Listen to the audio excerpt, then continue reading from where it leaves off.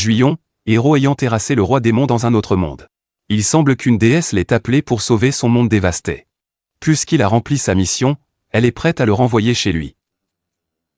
Le plus fou, c'est que pendant les 20 ans qu'il a passé dans ce royaume, pas une seconde n'a passé dans sa dimension, donc il reviendra exactement au moment de sa convocation. Mais en rentrant chez lui, il oubliera ses 20 années. Mais ne croyez pas que la déesse le renverra sans le récompenser généreusement pour ses exploits. Elle lui donne un morceau de pouvoir divin, mais reste floue sur sa signification. Tout ce qu'elle dit, c'est du jargon mystique. Sans trop d'explications, elle le ramène finalement dans son monde. Sans souvenir de ses aventures, Juyon se réveille en croyant vivre une journée normale. Il consulte son téléphone et découvre une tonne de messages de son manager. On dirait qu'il a des soucis. Il zappe le petit déjeuner et fonce dans les rues, comme si sa vie en dépendait. Rapidement, il se retrouve confronté à son manager furieux, irrité par son retard. Juyon n'a d'autre choix que de subir en silence. Il reprend son travail, désillusionné comme tout employé exploité. Ce boulot ne suffit pas, surtout avec son loyer en retard difficile à payer. Il doit chercher comment jongler avec plusieurs petits boulots pour s'en sortir. S'il avait été éveillé plus tôt, tout aurait pu changer. Alors qu'il réfléchit à cela, le destin s'en mêle, et une fenêtre de système affiche un message devant lui. Il a activé un trait exceptionnel et puissant, appelé maître des compétences. Oui, Juyon est maintenant éveillé. Voici quelques détails sur l'éveil. Les éveillés comme lui sont appelés utilisateurs. Cela fait 5 ans que la réalité augmentée, digne d'un roman fantastique, a commencé à envahir le monde. Avec des champs apparaissant partout sur Terre, le monde tourne autour des nouvelles ressources qu'ils offrent. Les utilisateurs reçoivent le pouvoir de conquérir et d'explorer des champs dominés par des monstres. Même les tâches simples dans ces champs peuvent rapporter assez d'argent pour vivre. Tout le monde aspire à être utilisateur, malgré les risques de l'inconnu, car les gains sont séduisants. Il y a plus de douceur que de péril. Évidemment, tous les utilisateurs ne réussissent pas. Dès leur éveil, certains utilisateurs possèdent des traits exceptionnels, alors que certains ne sont pas aussi chanceux. L'utilisateur numéro 1 mondial, Muhammad Al, est au sommet de la hiérarchie. Muhammad Al, premier à atteindre le niveau 70, détient un trait SS unique nommé Discours du Dragon. Un jour, Muhammad Al a mis en ligne une vidéo sur sa chaîne YouTube officielle. Le titre a intrigué les gens, qui ont cliqué en masse. La vidéo présentait une démonstration de force fascinante qui captivait tous les regards. Tout mage rêve de ce type de magie, reconnaissable par quiconque a lu un roman fantastique. Le sort utilisé par Muhammad s'appelle Pluie de météores, une force destructrice capable d'anéantir d'innombrables vies en un instant. Tous les spectateurs étaient stupéfaits. Jamais ils n'auraient imaginé voir une telle puissance. Le champ que Muhammad a anéanti en quelques secondes était un champ de Grada. Même au niveau 70, il est presque impossible de le faire en solo. Les météores ont tout détruit sur leur passage, y compris des monstres capables de raser une ville. La force brute a ébahi tout le monde. Cependant, la fin de la vidéo a encore plus surpris les spectateurs, où Muhammad a ouvert un défi à tous les utilisateurs. La technique qu'il a employée, la pluie de météores de grade SS, était si puissante qu'il a promis de donner un artefact rare. L'anneau élémentaire, à quiconque pourrait montrer une magie plus spectaculaire. La bague élémentaire, unique artefact de grade SS révélé au public, est la relique convoitée par tous. Dans une cafétéria, 2 utilisateurs discutaient du défi. Ils étaient déçus que Muhammad ait placé la barre si haut, cela semblait impossible à atteindre. La femme était juste agacée, pensant que le défi de Muhammad était un piège. Qui posséderait un trait de grade SS?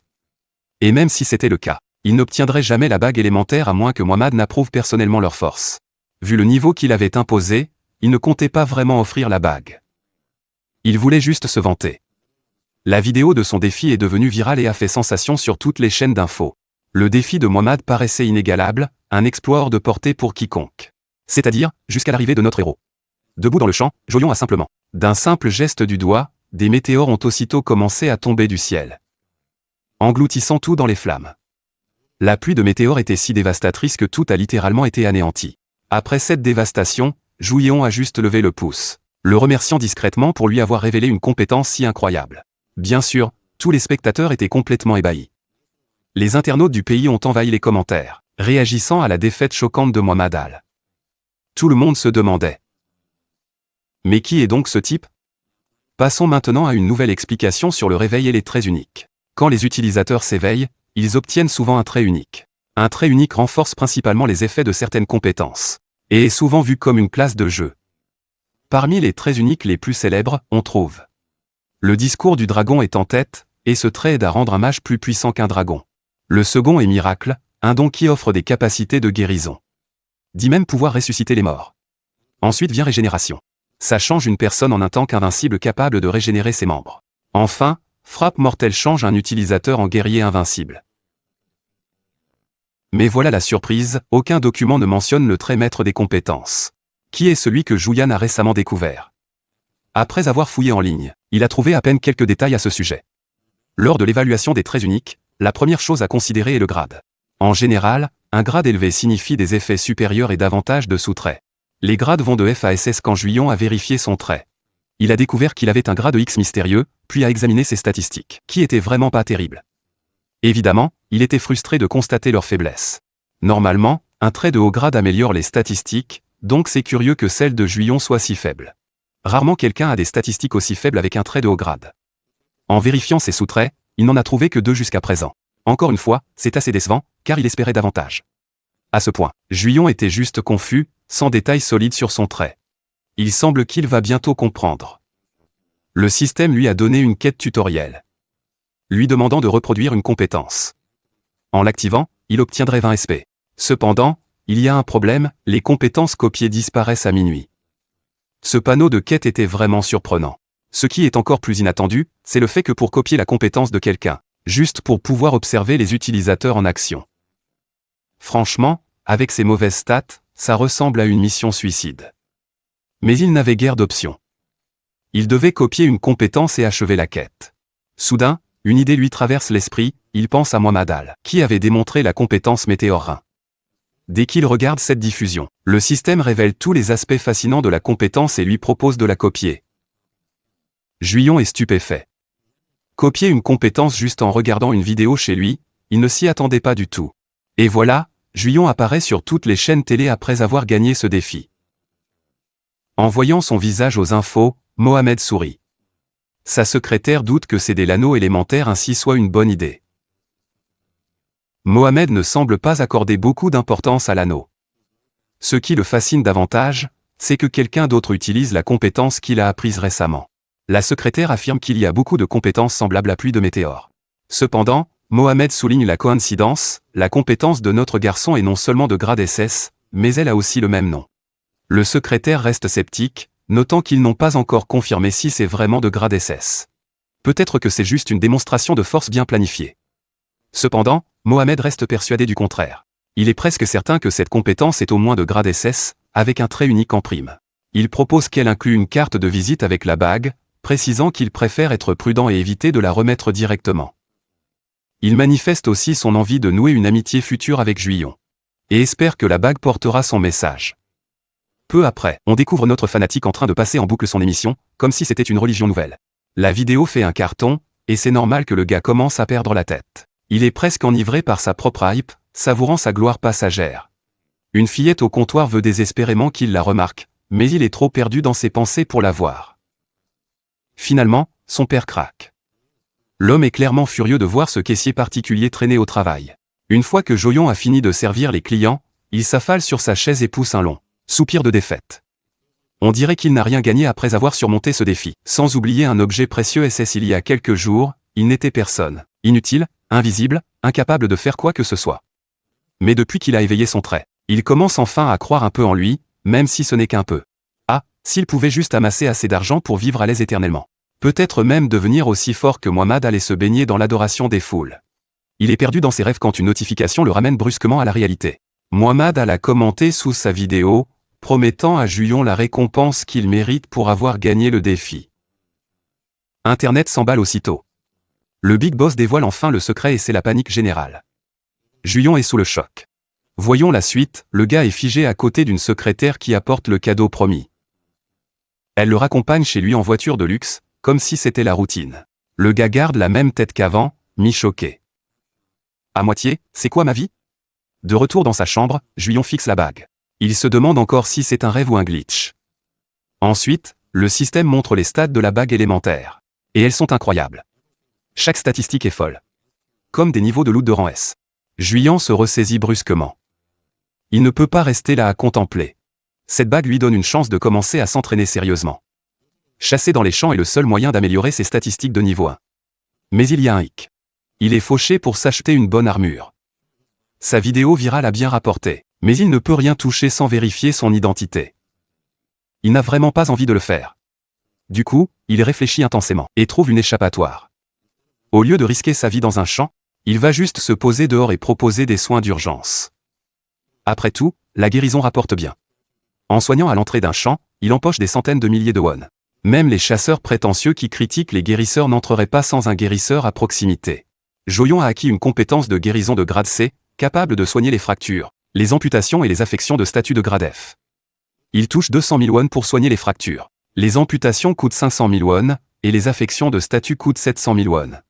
Pas mal pour une journée. Le lendemain, Jo-Young s'installe près du champ de marais de Randé à Séoul, grand parc. Il n'a pas choisi un endroit bas de gamme exprès, c'est juste que les meilleurs spots étaient déjà pris. Sans client autour, il parcourt son téléphone, se disant qu'il pourrait apporter un truc sympa la prochaine fois pour passer le temps. Ici, il est à l'abri des monstres. C'est un endroit sûr, après tout. Du moins, c'est ce qu'il pense. Soudain, un gars fonce vers lui à toute vitesse, portant une femme gravement blessée. L'homme est terrifiant, comme une tempête sous forme humaine. Jo-Young se fige complètement, oubliant même de respirer. L'homme lui intime d'un ton autoritaire de commencer à guérir. Mais Jo-Young déteste son ton. Ça lui rappelle ces idiots prétentieux du magasin, ceux qui se croyaient les patrons. Même si cette compétence de guérison n'est pas vraiment la sienne, elle est de grade C avec de bons atouts. Il ne va pas le gâcher pour un gars qui ne sait pas être poli. Il est sur le point de s'énerver quand l'homme sort une grosse liasse de 200 000 en avance.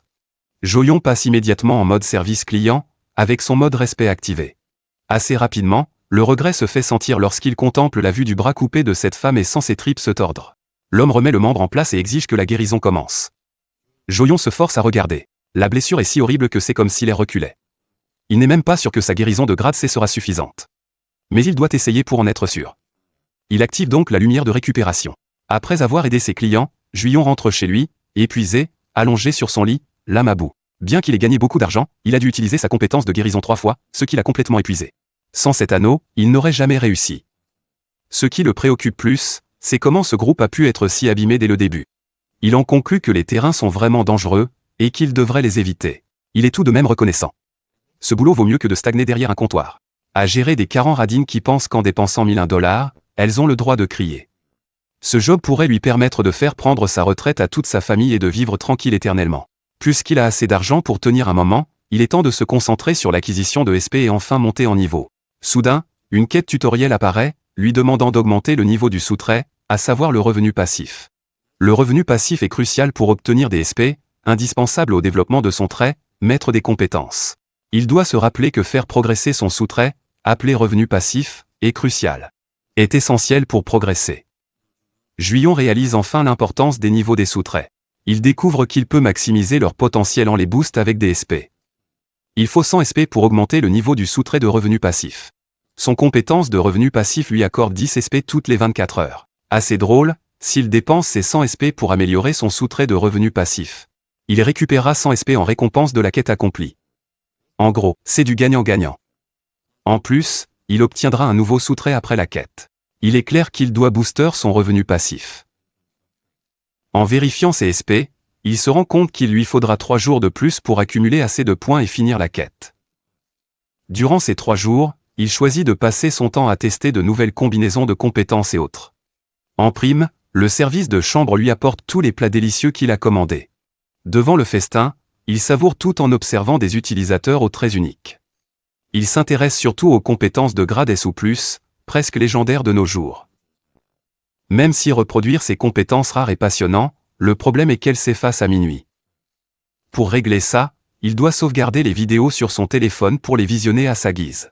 Il n'en revient pas que Muhammad Al soit apparu de nulle part comme un ange, montrant sa compétence de grade SS, que Jian a ensuite copiée. Mais il doit encore trouver comment garder ses compétences copiées longtemps. Il pourrait réussir à conserver toutes ses compétences s'il améliore assez son trait de maître des compétences. Il choisit de trier les vidéos dans une playlist, en mettant en avant celles à utiliser plus tard et celles à utiliser tout de suite. Il s'assure d'ajouter des traits de durcissement corporel.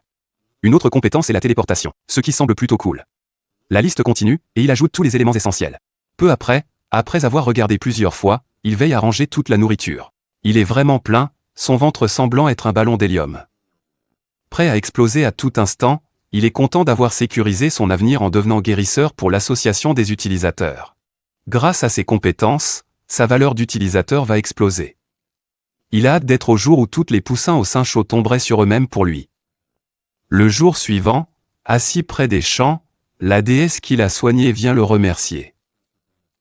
Elle est en pleine forme, démontrant ses capacités, mais ce crétin semble ne pas la reconnaître. Quand elle lui demande s'il ne se souvient vraiment pas d'elle, le type fou répond franchement non. Comme s'il ne l'avait jamais croisée. Après tout, une femme aussi divine est hors de sa portée. Elle lui rappelle que son frère l'a amenée ici il y a quelques jours. Et c'est lui qui l'a soignée. En l'entendant, Juillon se souvient vite. Il se rappelle finalement que c'est la fille en détresse avec la main blessée. Il croyait vraiment qu'elle était la copine du type vu tout l'argent qu'il avait dépensé pour elle. Mais finalement, elle est sa sœur. En gros, elle est ravie qu'il se rappelle enfin d'elle. Ce qui lui permet de mieux exprimer sa gratitude. Sans lui, elle serait déjà 6 pieds sous terre. Elle lui demande alors s'il est affilié à un parti. Juillon dit non, évidemment. Elle poursuit avec une autre question. Se demandant s'il appartient à une guilde. Juillon répond encore par la négative. Elle lui propose de venir à sa fête, ayant besoin d'un guérisseur provisoire. Juillon est étonné par cette proposition imprévue.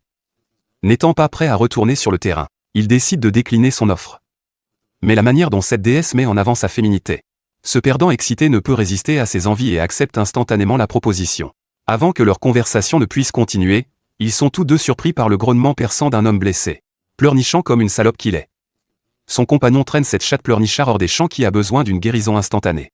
Juillon passe outre la dame, commence à travailler et prend soin du blessé sans tarder.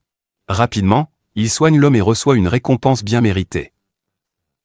Rappelons la promesse qu'il a faite à la dame de venir à sa fête.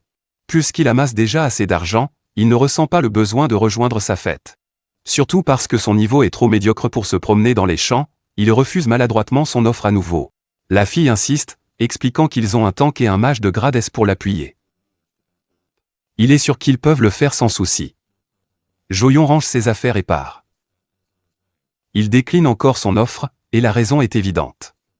Il l'a récemment vu quitter un champ de grade D, presque morte. Il ne veut certainement pas subir le même sort, mais il garde ça pour lui. Il sait que c'est une occasion unique dans sa vie d'être recruté par une telle bombe. Il paraît que la chance n'est pas de son côté, et il est contraint de décliner malgré lui. En s'échappant, il ne laisse derrière lui que des larmes et de l'argent. Son obsession est de vite amasser assez d'argent et de SP pour devenir un mage à la cuillère d'or. Profitant de sa nouvelle vie de luxe, Juillon découvre qu'il a gagné 10 points SP grâce à l'effet de son revenu passif. En utilisant ces points pour booster la même compétence, il dépense 100 SP pour accéder à une version améliorée du revenu passif. Dorénavant, il recevra 50 SP sans effort, au lieu de 10. C'est ça, la belle vie. Une fois cela fait, il consulte la récompense de quête qu'il a reçue. Il gagne 100 SP de plus et obtient le pouvoir d'acquérir le trait unique de chaque compétence qu'il copie. Il serait pertinent de parler des traits spécifiques ici, car ils montrent comment un joueur utilise une capacité. D'ordinaire, les joueurs peuvent utiliser des compétences une fois qu'ils les ont apprises dans des livres de compétences. La règle est stricte pour tous, mais la force des compétences varie selon le talent de l'utilisateur. Par exemple, si votre homme moyen n'avait pas de traits innés, sa boule de feu serait pâle en comparaison de quelqu'un qui a une affinité avec les flammes. Ainsi, acquérir de nombreuses compétences est jugé futile. Car sans les talents originaux du joueur, la compétence est largement sous-puissante. La seule différence est la compétence qu'il a copiée de Mohamed de la vidéo. Mais c'était le moyen du système pour lui expliquer le fonctionnement. Grâce à sa nouvelle capacité, les compétences qu'il copie auront aussi les caractéristiques du joueur d'origine, ce qui les rendra aussi puissantes que les vraies. Cependant, il ne comprend pas ce que le mot aléatoire implique dans tout cela. Il souhaite donc expérimenter pour mieux comprendre le fonctionnement précis de ses pouvoirs. Actuellement, il voit une chance de laisser derrière lui sa vie de guérisseur autonome. Juillon obtient une mission d'entraînement pour traquer des monstres avec sa compétence copiée. Ainsi, il peut progresser et renforcer des versions supérieures de cette compétence. Sa quête exige qu'il élimine au moins 20 monstres, et cela va lui rapporter un total de 200 points pour l'avoir fait. Le timing est bien trop coïncident, au point que notre garçon se demande si un dieu quelque part l'observe et répond à chacune de ses demandes. Peu importe, pour cette quête de chasse, il lui faut une compétence appropriée. Il visionne une vidéo sur une technique de feu et se demande s'il devrait l'imiter pour s'exercer. Le type est là, en train de piquer le jutsu le plus utilisé de Sasuke Uchiha. Juillon ne s'attend à rien et fait des essais juste pour s'amuser. En utilisant sa compétence de copie, il acquiert une boule de feu de rang E, une capacité basique avec un coût modeste. Comme le système l'avait indiqué, il a aussi reçu le trait d'initiation en bonus, lui offrant un effet renforcé. À ce stade, il est convaincu d'être surveillé, car il reçoit presque tout sans effort. Bref, notre homme pénètre dans la ferme de moutons, là où commence le champ. Il observe l'écart dimensionnel et se demande si c'est la division entre le champ et la réalité. Joyon a choisi de s'équiper complètement pour être sûr. En entrant dans le champ, il accueille sa nouvelle vie de chasseur au lieu d'un guérisseur minable. En parallèle, Juyon gagne en notoriété sur le forum comme pyromane éliminant les mobs faibles. Éliminer des monstres en solo comme un dingue. Du coup, des losers avides ont tenté de recruter Jouyon dans leur guilde. Notre gars reste cool, leur rappelant qu'il a déjà dit non à un méchant de rang S. C'est drôle quand on pense à sa fuite avec une tête de déprimé. De plus, il ne se souvient pas vraiment d'avoir ri en chassant les monstres. Encore une fois, c'est marrant, car pendant le vrai combat, le frère commence à rigoler comme un méchant exécutant ses ennemis. Juyon se rappelle ça et réalise que son enthousiasme l'a vraiment emporté. Battre les monstres lui donne les SP nécessaires et diminue le coût de sa compétence de copie. Heureusement, Joyon voulait un moyen de chasser à moindre coût. En surfant sur le forum, il tombe sur un post de raid concernant un boss ours obsidien. Les commentaires montrent leur étonnement face à la manière dont le fou du feu a battu l'ours obsidien sans équipement, malgré son faible niveau. En même temps, Juyon se dit qu'il a réussi juste en balançant plein de boules de feu, sans vraiment avoir besoin d'autre chose. Il a une révélation aussi brutale que Truc-kun percutant les héros d'Izuke. Le frère se rappelle avoir reçu un cadeau du top utilisateur, Mohamed, à qui il doit encore pour la bague. Revenons quelques jours en arrière pour voir comment s'est déroulée la bataille contre l'ours obsidien. Le boss devenait incontrôlable, forçant les tanks à intervenir pour maîtriser sa colère. Il préférait que les mages se tiennent à l'arrière pour être en sécurité. Comme notre héros devait vaincre le boss, il était plutôt content, surtout avec la promesse de gagner 500 points d'histoire. L'ours obsidien à l'apparence étrange terrorisait le groupe, jusqu'à ce que Juyon lui donne un petit coup de boule de feu, infligeant des dégâts massifs. Le chef du groupe n'en revenait pas, voyant le mage de feu agir comme si c'était rien du tout. L'ours enragé reçut une pluie de boules de feu jusqu'à être vaincu. Le groupe, abasourdi, se demandait si c'en était fini du combat. Mais à leur horreur, l'ours obsidienne rugit bruyamment, libérant sa compétence de rang à qui réduisait toutes leurs stats. Le boss entre en mode berserk même après avoir subi de lourds dégâts. Les joueurs sont tellement affaiblis par le malus qu'ils peinent à rester debout. L'ours obsidienne cible ensuite le chef de groupe, qui peine à se défendre avec son épée, tandis que son équipe est paralysée par le stress. Tous sauf un, en fait. Juyon reçoit une quête bonus du système pour copier la compétence du boss. Pour cette démonstration, il obtient un emplacement de copie gratuit pour l'utiliser tout de suite. Avec l'évaluation intégrée du système, il peut d'abord vérifier la compétence du monstre avant de la copier. Les infos sur le rugissement de l'ours obsidienne s'affichent devant lui, et il déclenche aussitôt l'effet de copie. Juyon obtient la compétence du boss, mais elle est accompagnée d'un air qui retire aléatoirement une partie de son pouvoir, ce qui élimine la condition de 50% de santé, lui permettant de profiter pleinement des autres effets. Juyon est véritablement stupéfait de pouvoir utiliser la compétence sans aucun coût ni condition, la rendant semblable à un hack.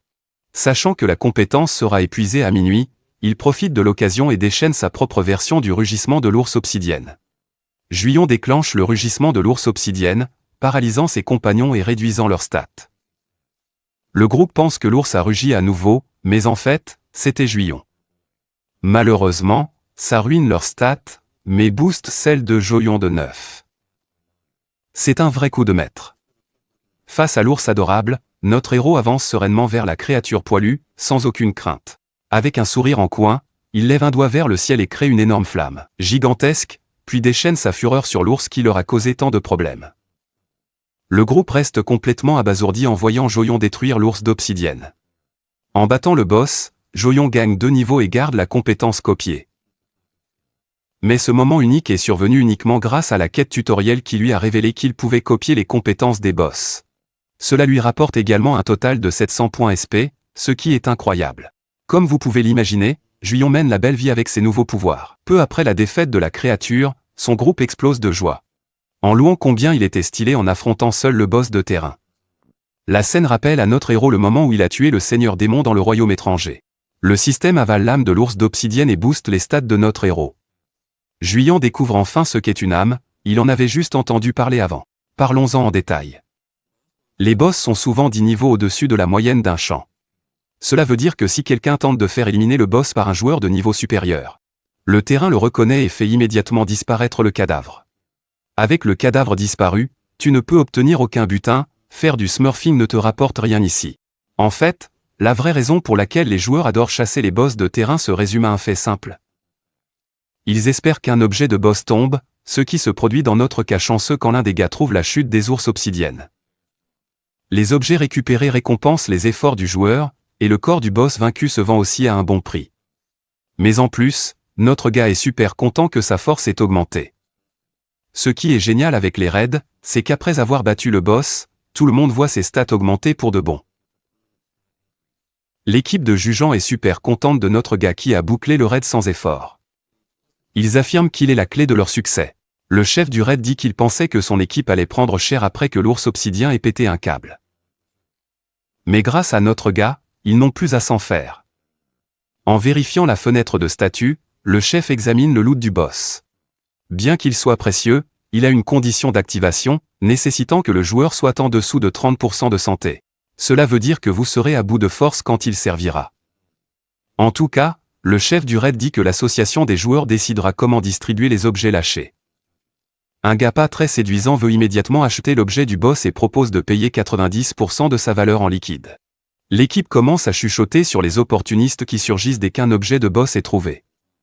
Ils ne visent qu'à récupérer des objets rares, ce qui leur vaut le surnom peu flatteur de chasseurs d'objets de boss. Mais ici, vu qu'ils paient bien, ça n'a pas l'air si mauvais. Cependant, Gian reste méfiant et son instinct lui dit qu'il y a anguille sous roche. Il ne saisit pas leurs intentions, mais bon. Un garde du corps a ouvert la mallette, dévoilant une pile de billets, prouvant qu'ils peuvent payer sur le champ.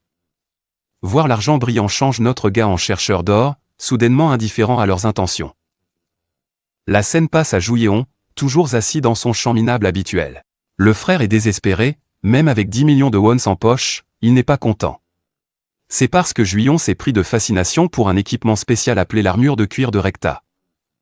Malheureusement, ça coûte un incroyable 63 millions de dollars, de quoi déprimer notre ami. En découvrant qu'il n'y avait plus que 2 armures disponibles. Le gars est parti comme s'il était fauché, alors qu'en vrai, il aime le luxe. Bref, Jouilléon, avec son esprit rusé, se concentre sur la chasse autant qu'il peut pour l'instant. Il ouvre la fenêtre de statut pour accéder aux récompenses de sa quête tutorielle. Heureusement, ça lui permet d'accéder aux compétences du boss. Mais quand même, la compétence est risquée à utiliser puisqu'il faut avoir moins de 50% de santé. Mais c'est cool, notre gars s'est éclaté à utiliser sa compétence de feu plus que tout le reste. Sans personne pour l'embêter, notre gars a choisi d'utiliser ses points économisés pour booster ses stats. Il a plein de choix devant lui, comme opter pour la voie magique. Il pourrait devenir un super guerrier, mais il n'a pas envie de risquer sa peau dans un endroit où le danger rôde tous les jours. Voyant une évolution dans sa magie, il claque 500 points pour booster sa compétence de copie, lui offrant une copie supplémentaire quotidienne, ce qui l'enthousiasme beaucoup. La quête tutorielle précise que les quêtes quotidiennes sont le moyen garanti d'obtenir des points SP. Il reçoit une quête quotidienne surprise avec pour mission d'utiliser 2 fois sa compétence de copie. C'est un moyen facile de garantir 80 points d'histoire. Ça rend notre gars curieux, car il se demande ce qui arriverait s'il copiait la même compétence 2 fois. En matant une vidéo, il choisit de copier la compétence lumière de guérison. Une fois obtenue, il se demande si le trait sera modifié. Il choisit de réessayer, mais le système lui rappelle qu'il a déjà pris cette compétence. Ignorant le système, il continue et réussit à copier la compétence une 2e fois, ce qui le surprend.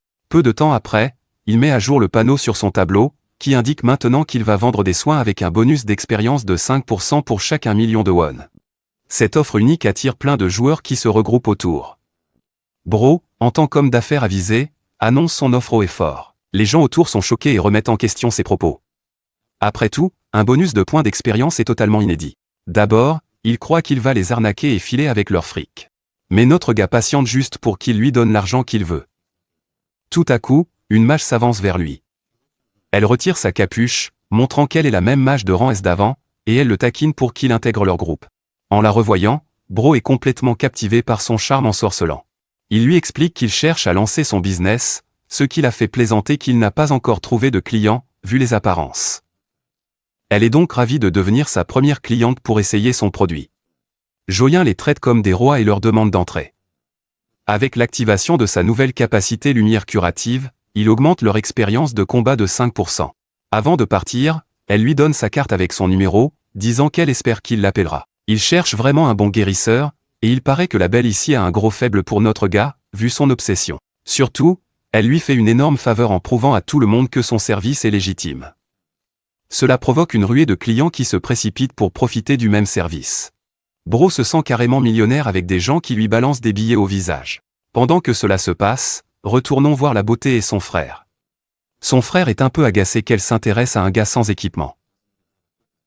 La mage rappelle à son cher frère que leur groupe va être imbattable après ça. Ils maîtrisent déjà leur rôle, il leur faut juste un guérisseur fiable maintenant. En plus, ce type peut donner des bonus d'expérience. Ce serait une aubaine s'il l'engage. Pourtant, son frère hésite car il traite avec un novice. Mais elle trouve que c'est un avantage qu'il l'ait repéré tôt. Actuellement, peu de gens connaissent les talents de Gion, donc mieux vaut les découvrir vite. Entrée dans le donjon, la magesse lance sa tempête de feu, éliminant des lézards guerriers. Elle continue de discuter et pense que Gion a un bel avenir en tant que guerrier. Grâce aux millions gagnés par sa vente populaire, notre gars a enfin son armure et a l'air super stylé. Il préfère maintenant chercher un revenu passif plutôt qu'un revenu direct. Alors, il bidouille l'écran du système et découvre qu'il peut facilement obtenir entre 50 et 200 points par jour à leur standard. Cela signifie que même s'il ne fait rien du tout, ses points SP s'accumuleront chaque jour. Notre gars calcule les coûts en SP pour atteindre le niveau 3 de sa compétence de copie. Jusqu'à ce qu'il se rende compte, comme un choc, qu'il lui faudra 4000 points pour atteindre le niveau suivant. Bonne nouvelle, les quêtes quotidiennes rapportent pas mal de points. À raison de 200 points par jour, il lui faudra environ 49 jours pour atteindre son objectif. Pour l'instant, il veut d'abord booster ses stats, car c'est sa priorité. Junien se dit qu'une autre bataille sur le terrain serait une bonne idée. En plus, il met son souhait à capuche et se souvient qu'il est connu comme guérisseur. Alors, il va incarner son alter ego de mage et continuer à s'en servir. La scène se déroule sur le champ de bataille, mais le sol boueux gâche la tenue de notre gars. La baie de Gororom, un champ de rang F, est experte pour neutraliser les attaquants et les tanks. Junion se demande si ce champ est surtout pour les éveillés débutants. Évidemment, avec la limite de niveau du champ, il galère ici à récolter des âmes de boss insignifiantes. Bro se souvient d'un avertissement d'un membre en ligne, mais il reste confiant car le raid de l'ours obsidienne s'est passé sans accroc. Qu'est-ce qui pourrait foirer? Bro souhaite rentrer chez lui. Mais à voir ces fichus clowns discuter tranquillement entre eux, chaque nerf de son corps est en train de s'énerver. Un gars lui demande s'il est vraiment un mec, juste parce qu'il a bidouillé son nom pour le raid. Il se demande aussi ce qui se passe avec les filles. Apparemment, elles sont charmées par un blond qui ne choisit pas le bon moment ni le bon endroit pour draguer. Joyon se dit qu'il aurait dû mieux choisir ses coéquipiers avant de se lancer dans ce raid foireux. Le blond suggère calmement à tout le monde de débuter le briefing. Mais à ce stade, le voyant s'immiscer dans les affaires de chaque fille. Juillon ne serait pas étonné si ce type fréquentait tout le groupe. Bref, le blondinet dit que leur stratégie est simple, pas besoin de plus d'explications, mais il va quand même la revoir. Le boss ici, le crabe des vasières, devient plus rapide à chaque affaiblissement des joueurs. On évite les affaiblissements du mage, sinon le boss devient plus fort et complique la bataille. Le crabe s'inflige des affaiblissements, comme des blessures ou des saignements, ce qui le rendra plus rapide si trop blessé. Faut le démonter sans trop le blesser. Car après quelques blessures, le boss déclenche un effet spécial. Cela inquiète notre gars, mais le chevalier reprend son air charmeur en se vantant d'avoir déjà battu 8 boss similaires, donc ça devrait être facile. Bref, Juillon analyse la situation et se demande si le crabe booste ses stats avec les affaiblissements grâce à une compétence spéciale. C'est crucial car un affaiblissement devient un renforcement, donc cette compétence pourrait lui servir. Il est vraiment agacé par la drague en cours et se demande si les boulets de son équipe serviront à quelque chose. Le guerrier blond démarre le combat en taillant les créatures. Vous pourriez penser qu'ils sont doués, mais le côté amusant, c'est que ils se vantent en tuant des palourdes minuscules, comme s'ils étaient invincibles. Le groupe fait comme s'ils combattaient des monstres, mais ce ne sont que des palourdes qu'ils tiennent dans leurs mains. Même Juillon se demande s'il est sain d'esprit de faire partie de ce groupe qui pense accomplir tant après avoir battu des bestioles de niveau 1. La confiance du clown blond s'évapore dès que des tentacules épineux surgissent du sol. Le poussant à battre en retraite, bien qu'il ait été si sûr de protéger son groupe et de se vanter plus tôt. Le boss du niveau n'apparaît qu'après avoir tué un certain nombre de créatures, donc il s'efforce d'en éliminer un maximum. Ils abattent donc les créatures mille pattes sous une volée de flèches. Joyon n'a pas encore agi, et il est content de voir qu'ils s'en sortent bien. Les joueurs ici ont déjà de bonnes compétences pour un champ de rang F. Il est impatient de voir enfin apparaître le boss principal. Eh bien, il a peut-être été trop optimiste, car une pince du crabe des vasières a surgi et englouti un monstre entier. Le groupe comprend que le vrai raid débute avec l'arrivée du crabe des vasières, bien plus imposant que prévu. Étant donné que le boss ne bouge pas beaucoup, on leur conseille de l'attaquer en ligne droite plutôt que de zigzaguer. En même temps, notre gars est surpris en voyant les vraies capacités du crabe. Il a déniché une pépite avec une compétence aussi unique. Bref, juste après son apparition sur le terrain, le monstre boss a imposé sa terreur et a fait flipper ses lâches. C'est hilarant de voir le crabe déjouer le groupe en modifiant sa trajectoire et ses mouvements. Joyon pense que, vu son look, sa capacité spéciale est un passif qui booste les stats quand des buffs ou debuffs s'ajoutent. Cela rend notre gars vraiment impatient de l'essayer lui-même. Quant au clown blond, Bro est censé être le tank principal de son groupe, et pourtant il est à l'arrière, hors du combat. D'après ce qu'il a dit avant, Joyon pense que s'il persiste avec des attaques physiques, ils vont avoir des ennuis à cause du malus auto-infligé de saignement. Les archers du groupe tentent de maintenir le crabe à distance, pendant que notre gars se demande quelle est leur vraie stratégie. Le crabe lui-même se demande ce que ces idiots font, car leurs attaques ne marchent pas du tout. Le raid paraît laborieux et traînard, et avec la carapace épaisse de la bête. Ils ne pourront pas la pénétrer ou la blesser avec juste des flèches de loin. Voyant la situation nécessiter sa présence, le clown blond agit comme un héros venu sauver la journée, alors qu'il aurait dû intervenir bien plus tôt. Bro, calmement, demande un buff à une des filles, mais ce n'est même pas le pire. Le pire, c'est que ce n'est même pas un vrai buff. Ils font juste semblant pour booster son moral. Si j'étais Joyon ici, je laisserais probablement le crabe les massacrer tous. Bref, notre gars patiente pendant leur fiasco et réalise qu'une attaque puissante est nécessaire pour vaincre le monstre d'un coup. À sa grande surprise, le blond insouciant dévoile un pouvoir spécial qu'il n'aurait jamais imaginé venant de lui. On dirait que c'est Radiant Power, une compétence double S qui balance plein de buffs sur la cible. La durée s'allonge aussi selon le rang perso de la cible. Joyon est ravi d'avoir déniché une compétence rare, comme trouver de l'or dans un champ de rang F minable. Se remémorant sa conversation avec la vendeuse qui lui montrait l'armure, il a découvert que beaucoup de joueurs adorent poster des vidéos sur leur chaîne, alors leur boîte a décidé de créer ce genre de produit aussi. Elle lui explique la technologie en détail, mais Joyon et moi n'y comprenons rien. Revenons à maintenant, ces lunettes sont spéciales et peuvent capturer des images de la bataille. Il pourra accéder à la compétence quand il le souhaite. S'il peut associer Radiant Power avec la compétence du boss, cela va donner une belle combinaison complémentaire de réception de tonnes de buffs et d'augmentation de ses stats. Il découvre aussi que le buff de rang S vient d'une femme qui semble ignorer sa propre valeur. Ayant été renforcé par le buff, le blond décide qu'il est temps de déchaîner ses capacités. D'abord, il veut que notre gars frappe le boss avec de gros dégâts. Joyon, sans se presser, concocte une énorme boule de feu et cause des dégâts monstrueux au crabe. Et en prime, il a utilisé une compétence Joker spécialement pour l'occasion, qui se déclenche comme un bonus à la boule de feu. En disant l'explosion, il déclenche la même boule de feu, amplifiant ainsi les dégâts. Le résultat du combat est plutôt décevant, car le crabe est grillé au point qu'ils peuvent maintenant le dévorer. Le blond est vraiment abattu que Joyon lui ait piqué la vedette. Faisant comme si le crabe préparait un coup spécial, ce type fonce naïvement pour l'achever. Le plus drôle, c'est qu'il agite son épée sur un crabe déjà mort. Et plutôt que de se rendre compte de son acte embarrassant, Bro est même fier de lui. Si des neuroscientifiques mettaient la main sur son corps, ils verraient sûrement qu'il n'y a rien qui se passe dans sa tête. Les expressions des autres montrent clairement leur étonnement. Ils se demandent ce qui s'est passé. En tout cas, Jian note le changement brusque. La compétence résistance au changement du crabe des vasières est désormais dans son arsenal. Il doit juste rentrer et combiner résistance au changement avec pouvoir radieux pour découvrir quelle magie il peut créer. Avec le boss vaincu, Bro veut juste rentrer chez lui, quand soudain tout le groupe commence à le regarder. Il le félicite pour sa compétence d'attaque impressionnante. Ils apprécient ses efforts pour traîner toute l'équipe de boulets. Voyant que Joyon attire toute l'attention, le blond jaloux leur demande de se concentrer sur le partage des objets plutôt que de traîner. Au moins, il est heureux que la fille soit toujours de son côté. jusqu'à ce qu'elle lui brise le cœur en s'extasiant sur Jouéon de la même façon.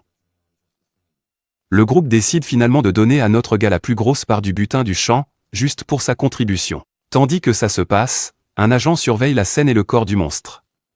Il informe son chef qu'il n'y a pas eu de loot du boss cette fois, alors ils vont se focaliser sur le prochain lieu. En même temps, les yeux de Yoju virent de couleur en fixant le ciel. J'ai l'impression qu'elle cache plus de secrets qu'on ne le croit. Ensuite, notre héros élimine plusieurs monstres, complétant la quête du jour et gagnant 300 points. Tout cet effort pour juste passer au niveau 3 l'a vraiment crevé. Il a aussi essayé de combiner les effets des deux compétences pour voir leur potentiel. Les buffs sont incroyables et carrément dingues, mais ça pose un gros problème. En consultant sa fenêtre de statut, il réalise qu'il manque de copies pour exploiter les effets. Réfléchissez Y, avec 2 compétences de buff. Que peut-il vraiment améliorer d'autre que son corps s'il ne peut utiliser que 2 compétences de copie à la fois? Il n'améliore rien, donc cette combinaison ne sert à rien tant qu'il n'obtient pas le 3e slot de copie. Ce processus ennuyeux le fait râler, car il veut juste accumuler des SP pour enfin monter en grade. Jouéon est là, allongé en silence, espérant qu'un miracle lui offre une quête spéciale pour gagner plus de points. Le gars désespère un peu, puis soudain, l'écran du système surgit avec une quête tutoriel spéciale pour lui. La quête tutoriel exige qu'il complète la quête principale, et sa récompense sera un énorme 4,000 SP. Juste assez pour passer sa compétence au rang 3. Jouéon est étonné et se demande quelle sera cette quête principale. Soudain, son visage se décompose avec le ciel qui invoque littéralement une île. C'est le nouveau terrain nommé île Céleste Cannelle, avec pour mission principale de le nettoyer. Vu que c'est un champ spécial, il sera plein de monstres, et ici, ce sont apparemment des monstres volants. Le système lui demande de nettoyer le champ spécial pour le bien de la Terre, car son existence même est une menace pour la Terre.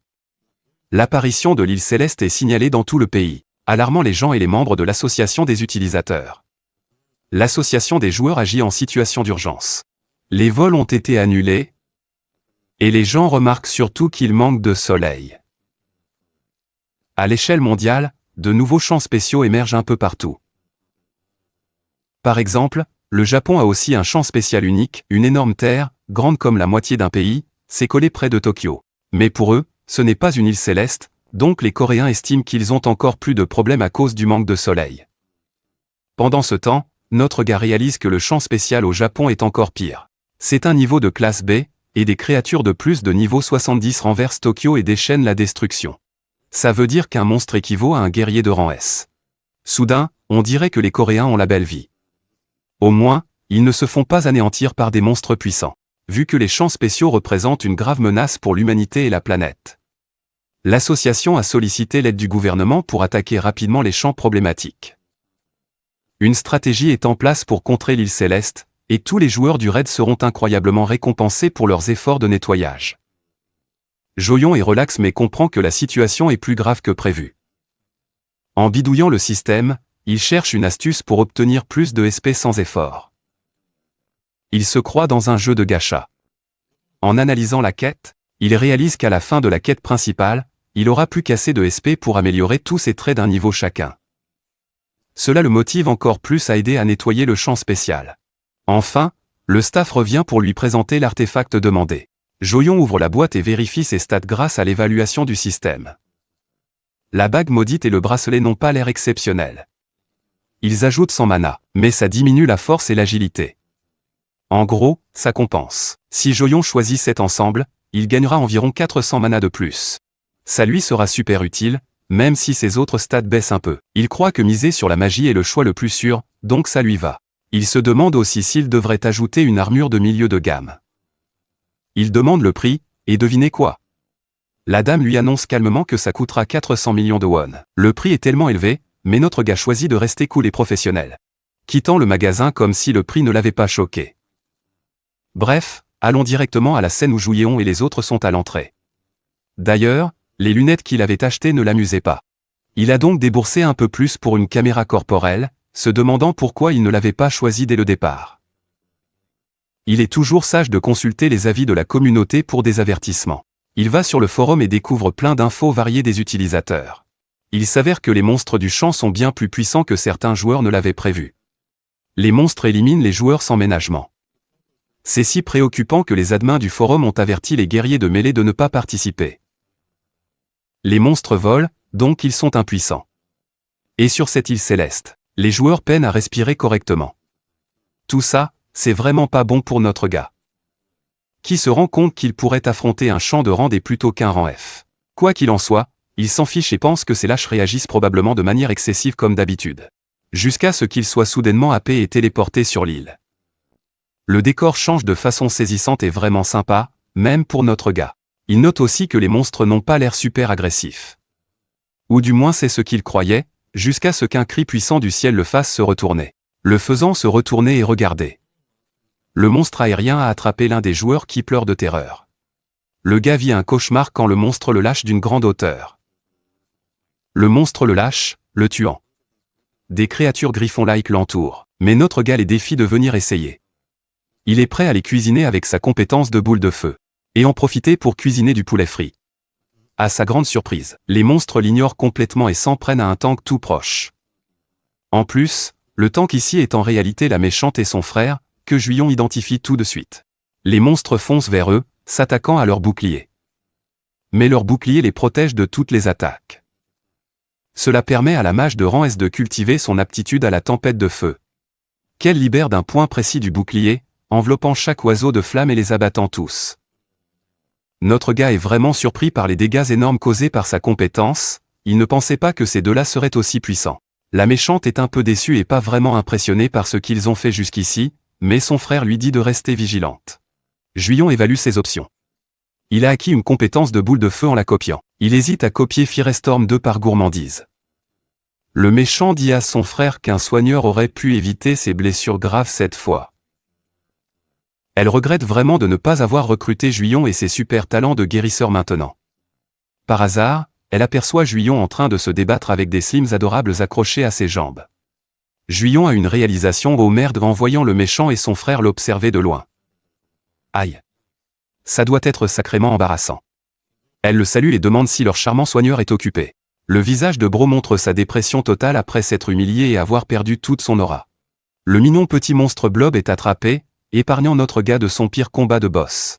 Le gars regrette ses chaussures coûteuses, comme si c'était des Jordans hyper chers ou un truc du genre. Disons que le tank n'est pas impressionné. Il espère que Ayeji, sa sœur, ait une réaction sensée et arrête enfin de s'obséder sur ce clown. À sa grande surprise, la fille sourit largement, montrant qu'elle est toujours fascinée par le soigneur. Le mage, tout sourire, taquine notre gars en disant que le destin les veut ensemble dans l'équipe. C'est embêtant car notre gars voulait faire cette mission en solo. Et il doit cacher ses pouvoirs à ces deux-là qui le croient soigneur. Le méchant lui assure qu'il n'a rien à craindre, elle l'aidera à traverser le champ spécial. Voyant qu'il n'a pas beaucoup d'options, Bro se résigne et se dit qu'il devrait recopier la capacité de guérison. Il lui dit oui, ce qui la ravit. Puis, il doit copier la compétence de guérison. Il leur dit qu'il reviendra après une pause aux toilettes. Le plus drôle. Bro ne voit pas qu'il n'y a rien pour le cacher, donc son excuse tombe à l'eau. C'est embêtant, s'il n'arrive pas à mater une vidéo, il ne peut pas copier une compétence. Il s'accroche à son excuse de la salle de bain et commence à comprendre qu'il pourrait être son propre pire ennemi à ce stade. Sung Jinwo préférerait probablement se faire dessus plutôt que de perdre Aura dans la même situation. Peu après, le trio est de nouveau attaqué par les mêmes monstres, mais cette fois-ci, ils ont adopté une approche plus astucieuse. Les salauds traînent d'énormes rochers pour briser le bouclier du tank. Évidemment, Juillon est fichu dans ce combat avec ses pouvoirs limités. Encore plus inquiétant, des rhinocéros en furie foncent vers lui pour l'attaquer. Juste au moment où Juillon se prépare à lancer quelque chose contre eux, Eiji avance. Lui lançant un clin d'œil détendu, elle déploie Firewall, qui est une autre de ses compétences. Non seulement cela, Eiji active aussi Fire Rain et Fire Spear, la puissance offensive combinée des trois vainc tous les monstres sans aucun problème. À la fin du combat, notre gars est ébahi, voyant qu'il n'a rien eu à faire. Impressionné par la performance de Eiji, il demande si les joueurs de rang S ont généralement autant de compétences comme elle, car il se demande quelles compétences un joueur de rang X pourrait avoir. Eiji confirme, mais ajoute qu'on apprend les compétences en achetant des livres. Ce qui revient à dire qu'elle a payé cher pour ses compétences, tout en se dirigeant vers leur prochain adversaire. On dirait une créature marine. Eiji et son frère s'en chargent. Notre gars a l'air dévasté et triste à l'arrière. Ennuyé à mourir, Juillon décide d'activer sa version de boule de feu, qui est incroyablement grande. Plus grande que d'habitude. Il est surpris par la puissance inattendue de son attaque. Eiji lui reproche que sa boule de feu était bien plus puissante que la sienne. On dirait que Joyon a zappé son test de compétence de surcharge, qui augmente les dégâts de 20% en échange de la consommation de mana. Le gars minimise en disant que c'est une compétence défensive apprise comme guérisseur. Mais la méchante n'est pas dupe et lui demande combien de mana il a. Comme un manipulateur expert, il lui dit que c'est une quantité décente. C'est énorme pour un guérisseur typique. Avec sa mana, il peut utiliser la même attaque de boule de feu au moins 13 fois de plus, ce qui en dit long sur ses réserves. Mais il doit rester discret, son rôle est celui d'un guérisseur. Quoi qu'il en soit, son frère est loin d'être satisfait. Les autres joueurs doutent aussi des capacités de notre gars. Du coup, il doit être prudent et n'utiliser ses pouvoirs qu'en cas de besoin. En parlant de ça, un autre groupe est en train de tuer les adorables petits monstres slim. Le gars avec la coupe au bol préfère qu'il reste concentré sur les monstres volants. Son ami est un peu frustré qu'il perde du temps sur ces slims insignifiants au lieu de s'attaquer à la vraie menace. Ils lui disent d'aller combattre un gros monstre et de mourir en joueur fier à la place. Le système indique que suffisamment de monstres ont été vaincus sur l'île pour enfin faire apparaître le boss. Les joueurs pensent pouvoir le vaincre vite et clôturer le champ spécial. Mais ils se trompent, car leur adversaire est un giga-chad nommé Seigneur de l'île du ciel. Le groupe est stupéfait de voir une créature céleste descendre, semblant être l'incarnation la plus sacrée. Ne vous laissez pas tromper par son apparence, car il devient redoutable en activant l'épée des cieux. Une attaque qui invoque une épée pour chaque monstre tué sur l'île. Augmentant les dégâts de 1% par épée, et permettant d'autres effets tant qu'il est sur l'île. Cette compétence est redoutable car elle attaque en zone, envoyant une pluie d'épées sur les joueurs. Ça me fait penser à la compétence de Gilgamesh dans FATE. En tout cas, le frère de Iji peine à se protéger contre des centaines d'épées, transperçant sauvagement le bouclier de barrière. Au moins, il est protégé car les autres joueurs vivent un véritable enfer face aux épées. Même le tank est à bout. Il s'avère que même en bloquant l'épée, vous subissez un malus, réduisant toutes les statistiques. Le malus dure 10 minutes, trop long pour eux. En attendant, Juillon le soigne régulièrement et se concentre sur le monstre boss de niveau 59. La plupart de ses compétences sont de niveau A ou plus, et ses stats de base sont aussi fortes. À en juger par son expression, Juillon semble avoir une sorte de stratégie. Mais c'est hilarant, car Bro suggère carrément de fuir pendant qu'ils le peuvent. La scène montre les commentateurs du forum critiquant le boss pour sa force incroyable. Apparemment, il a éliminé 1000 joueurs à lui tout seul. L'île céleste est devenue un cimetière, et tout le monde pense qu'il n'y a plus d'espoir avec ce boss dans le coin. Le boss refait surface après un moment, et cette fois. Une de ses ailes noircit, mais c'est juste esthétique. Car les épées furieuses sont identiques à avant, tombant sur les joueurs comme une averse. Alors que des épées tombent du ciel, ils encaissent un second malus, volant leur énergie. Et vous vous rappelez des adorables slims d'avant? Finalement, les éliminer n'était pas une si mauvaise idée.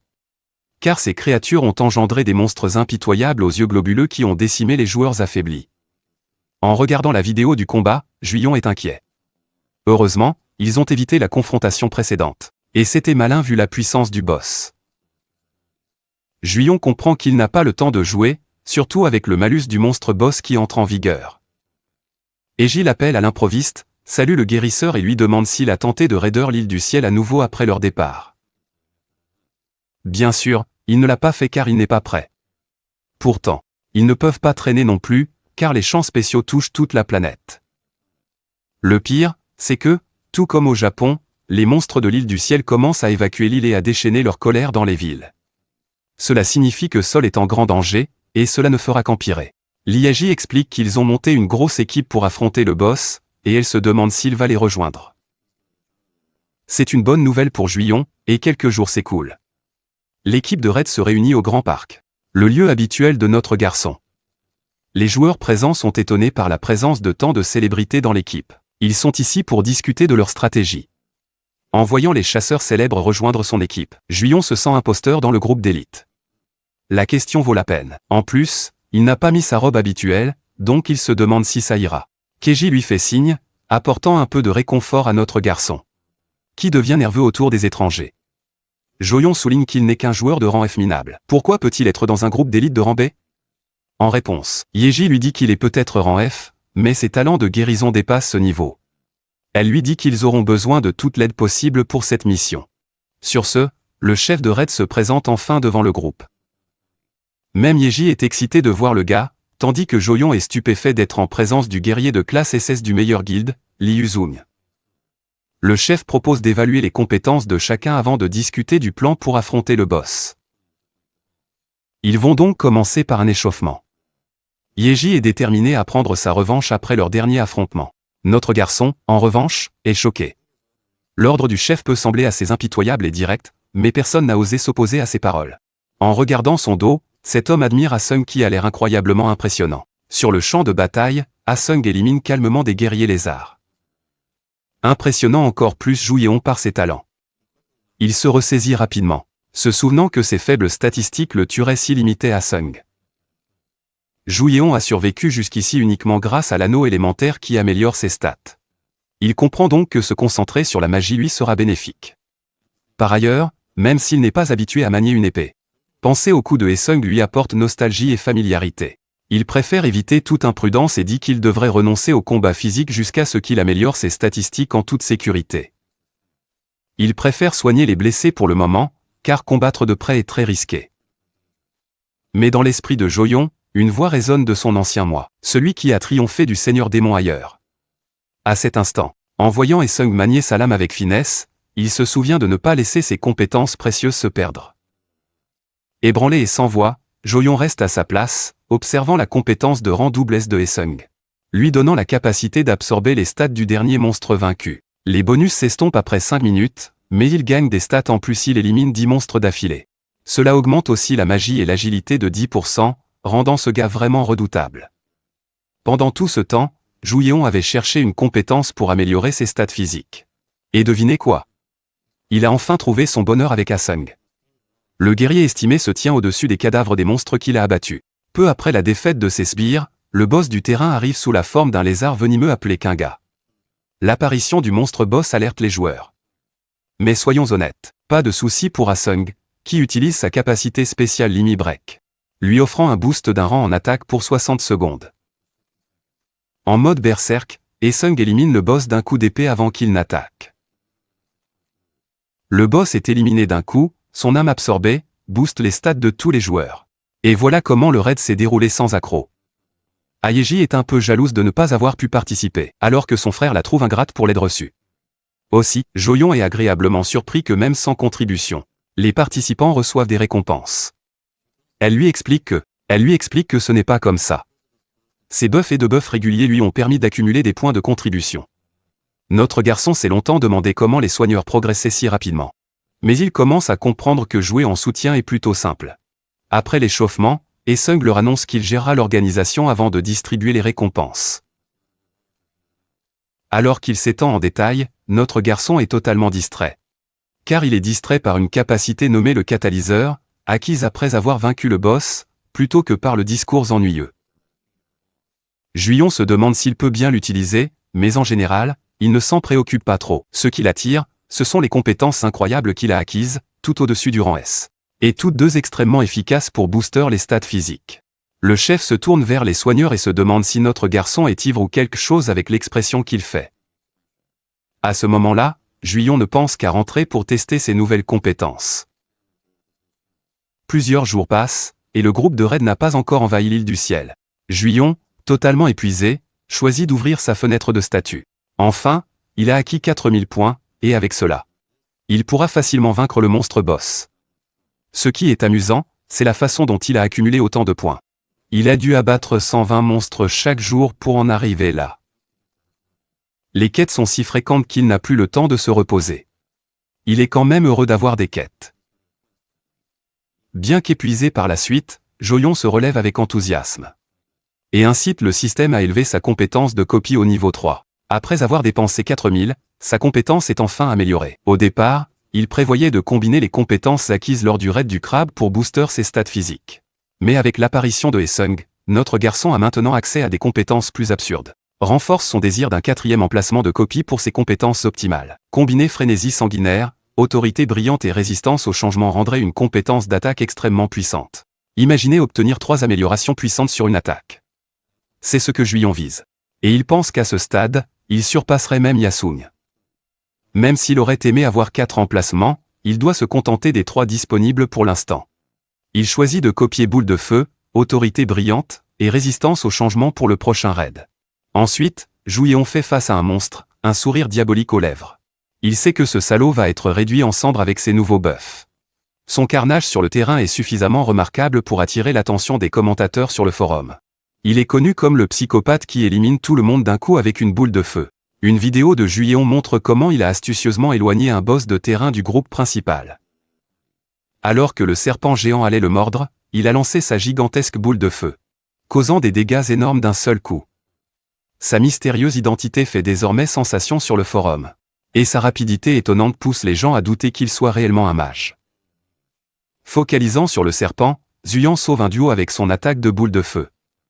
Puis s'enfuit pour échapper au serpent qui le pourchasse. Mais encore une fois, une simple boule de feu élimine tout sur son passage. Les joueurs sont ébahis par sa méthode pour affaiblir le boss avec des dégâts constants.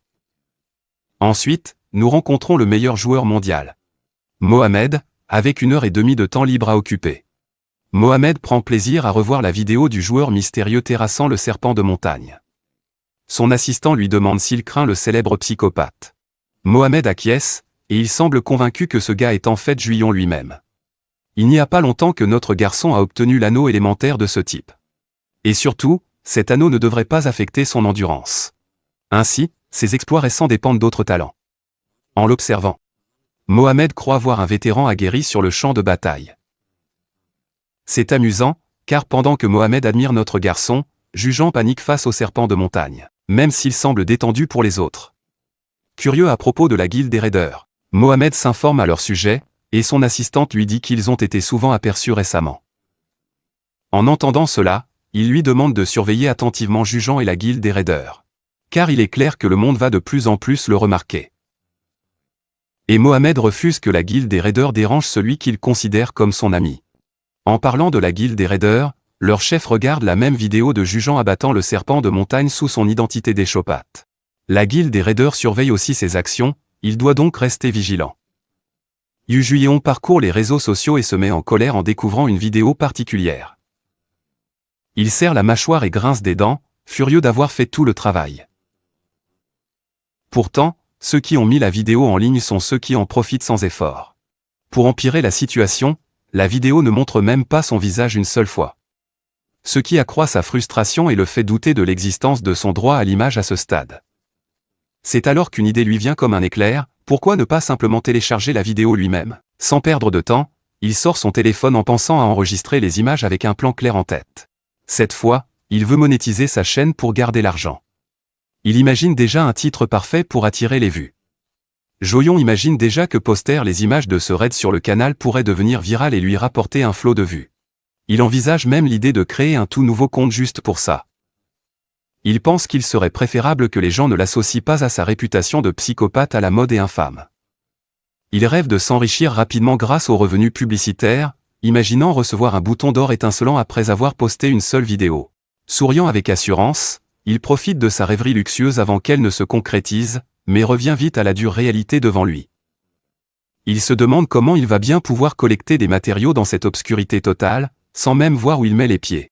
À cet instant, une quête quotidienne de Rambé surgit, proposant des tâches contre un bonus et une boîte d'objets aléatoires.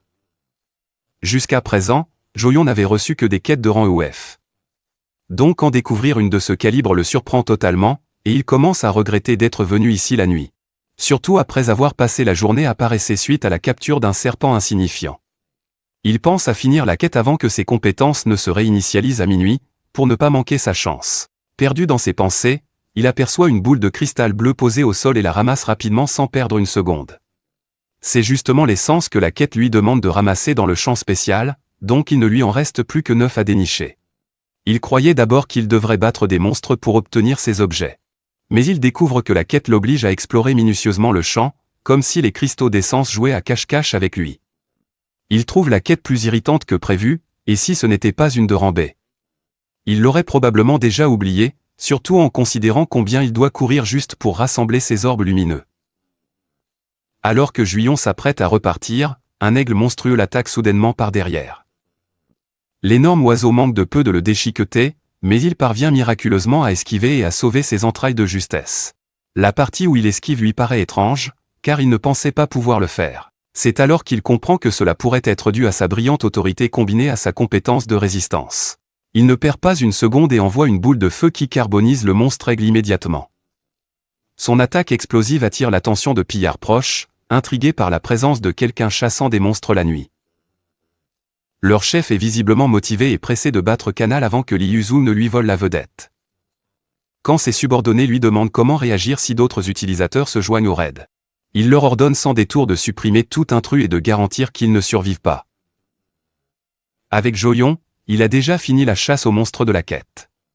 En plus de cela, il a réussi à collecter 9 des 10 essences requises. On dirait qu'il pourrait finir la quête avant minuit. Il a déjà tenu plus d'1 heure dans le champ, donc il ne lui reste qu'à dénicher la dernière essence lumineuse. Un bruit retentissant attire son attention. En se retournant, il découvre un monstre angélique flottant dans le ciel. Voir ce monstre l'inquiète, car le raid de sa guilde est prévu demain. Et si ça continue, le boss pourrait être pris avant qu'il n'arrive. Les raiders masqués lancent leur assaut sur le monstre boss Canal, intensifiant son inquiétude alors que la situation devient incontrôlable.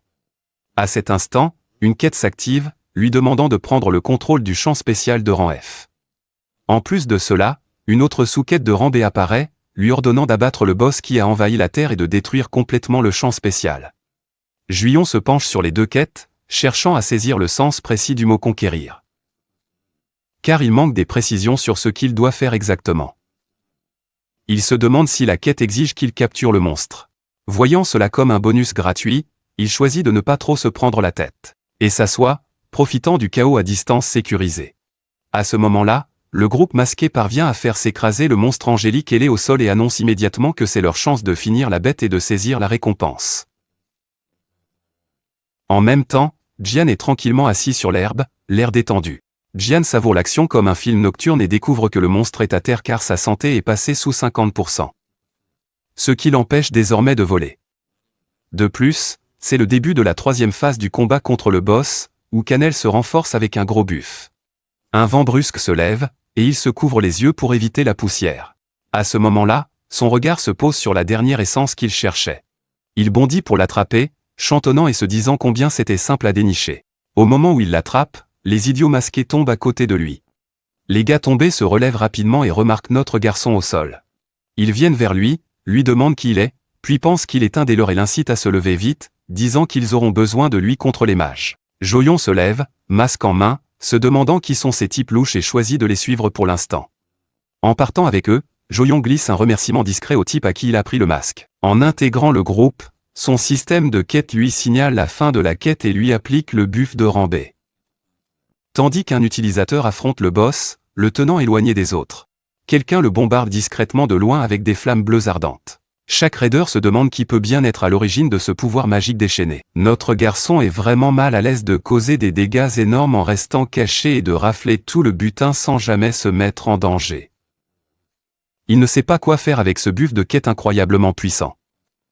Car agir timidement pourrait éveiller des soupçons, tandis qu'y aller à fond le placerait sous les feux des projecteurs. Il ne peut s'empêcher de trouver ça amusant de pulvériser le boss avec ses stats surpuissantes. Cependant, le groupe réalise vite qu'il s'emballe un peu trop. À ce moment-là, le boss lance l'une de ses compétences, invoquant des monstres améliorés sur l'île. Pendant que le boss incante, des griffons et rhinos surgissent soudainement, obligeant les raiders à se séparer pour maîtriser le chaos. Un groupe d'inconnus, ignorant de la situation, arrive par hasard sur les lieux et s'interroge sur la raison d'un raid avant l'heure prévue. Ce qui agace fortement les masqués en charge. Alors qu'un des étrangers ose les questionner, le chef masqué n'hésite pas une seconde.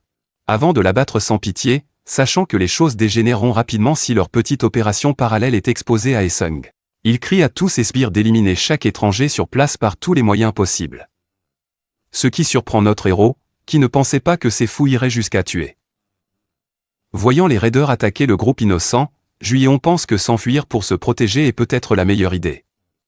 À ce moment-là, Yezun et son équipe arrivent pour sauver la situation, et notre garçon réalise immédiatement qu'il est dans de beaux draps. Le chef du raid se moque de Yezun, raillant son équipe inefficace et le qualifiant ironiquement de héros pour avoir perturbé leur raid. Mais l'homme réplique calmement, disant qu'il est assez stupide de penser qu'il peut s'en tirer en tuant des gens, sans parler de voler un boss. Souriant comme un fou, il dit aux psychopathes que leurs noms seront vite oubliés. puis fonce dans les raiders comme s'ils étaient insignifiants. Un type passe près de notre héros et lui dit nonchalamment de se pousser avant qu'il ne pense à une échappatoire. Juste après, le boss attaque tout le monde à portée de vue.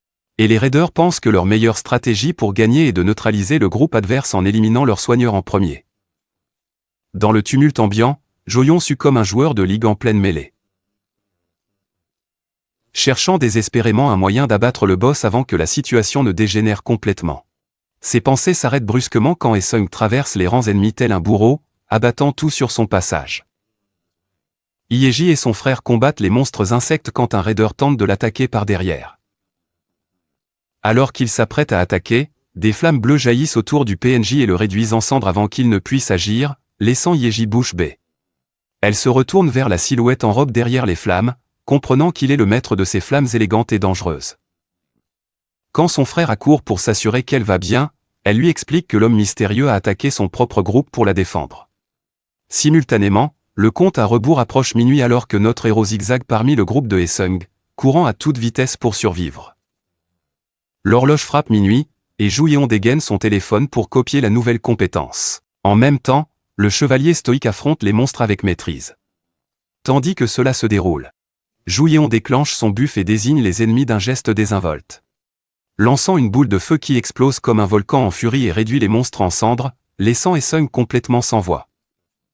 Voyant cela, le chef du raid soupire de frustration et, à contre-cœur, s'allie avec Joyon pour finir les mobs restants. Sous une pluie de buffs, Joyon s'emballe grâce à sa compétence frénésie sanguinaire qui augmente ses stats à chaque élimination. Il termine par envoyer une boule de feu ardente sur le boss, le plongeant dans un sommeil profond. L'explosion ravage tout autour, et les raiders se demandent si ce dernier coup a vraiment été efficace. Mais Joyon passe de l'excitation à la frustration en réalisant que ce n'est pas terminé. Avec un changement de présence terrifiant, le boss passe à sa phase finale. Ensuite, il lève son énorme épée et l'abat avec une telle force que le frère de Eiji peine à contenir l'impact en utilisant sa compétence défensive. L'impact projette toutes et tous comme des poupées de chiffon. Joyon frissonne en se disant qu'il va bientôt voir son créateur. Soudain, un inconnu apparaît pour sauver la mise. Alors que Joyon regarde l'homme, muet de surprise, celui-ci lui murmure calmement qu'il lui doit une faveur. Aucun souci. Sauvé par le frère de Eiji, Joyon utilise aussitôt sa compétence de boule de feu sur Cannel, réduisant le monstre en miettes sous les yeux de Esung. Cannel s'effondre, et le butin autour de lui montre clairement qu'il était lié à un système de boss. Esung intervient pour reprendre le système de boss et ordonne froidement aux raiders de s'écarter sans faire d'histoire. Le chef des raiders, qui voulait s'approprier le boss, réplique en rappelant à tout le monde que personne sain d'esprit ne sous-estimerait la puissance de leur mage. En même temps, Joyon est informé que la quête principale est achevée. Et il va bientôt être téléporté au champ de tutoriel pour sélectionner ses récompenses. Le membre des raiders le regarde, trouvant Joyon familier sans réussir à l'identifier. À cet instant, notre héros s'empare discrètement du butin du monstre boss. Au moment où le raider masqué réalise enfin que le gars devant lui est le fameux psychopathe. Joyon a déjà saisi la récompense avec un grand sourire, affirmant fièrement que puisqu'il a abattu le monstre, l'objet tombé lui appartient évidemment. Le gars masqué et Esung se lancent pour saisir l'objet, mais juste avant de l'atteindre, le système de Joyon s'active et termine la téléportation, laissant les autres furieux, réalisant qu'ils ont été dupés. Arrivé dans le champ de tutoriel, Joyon se demande s'il a vraiment réussi à les duper.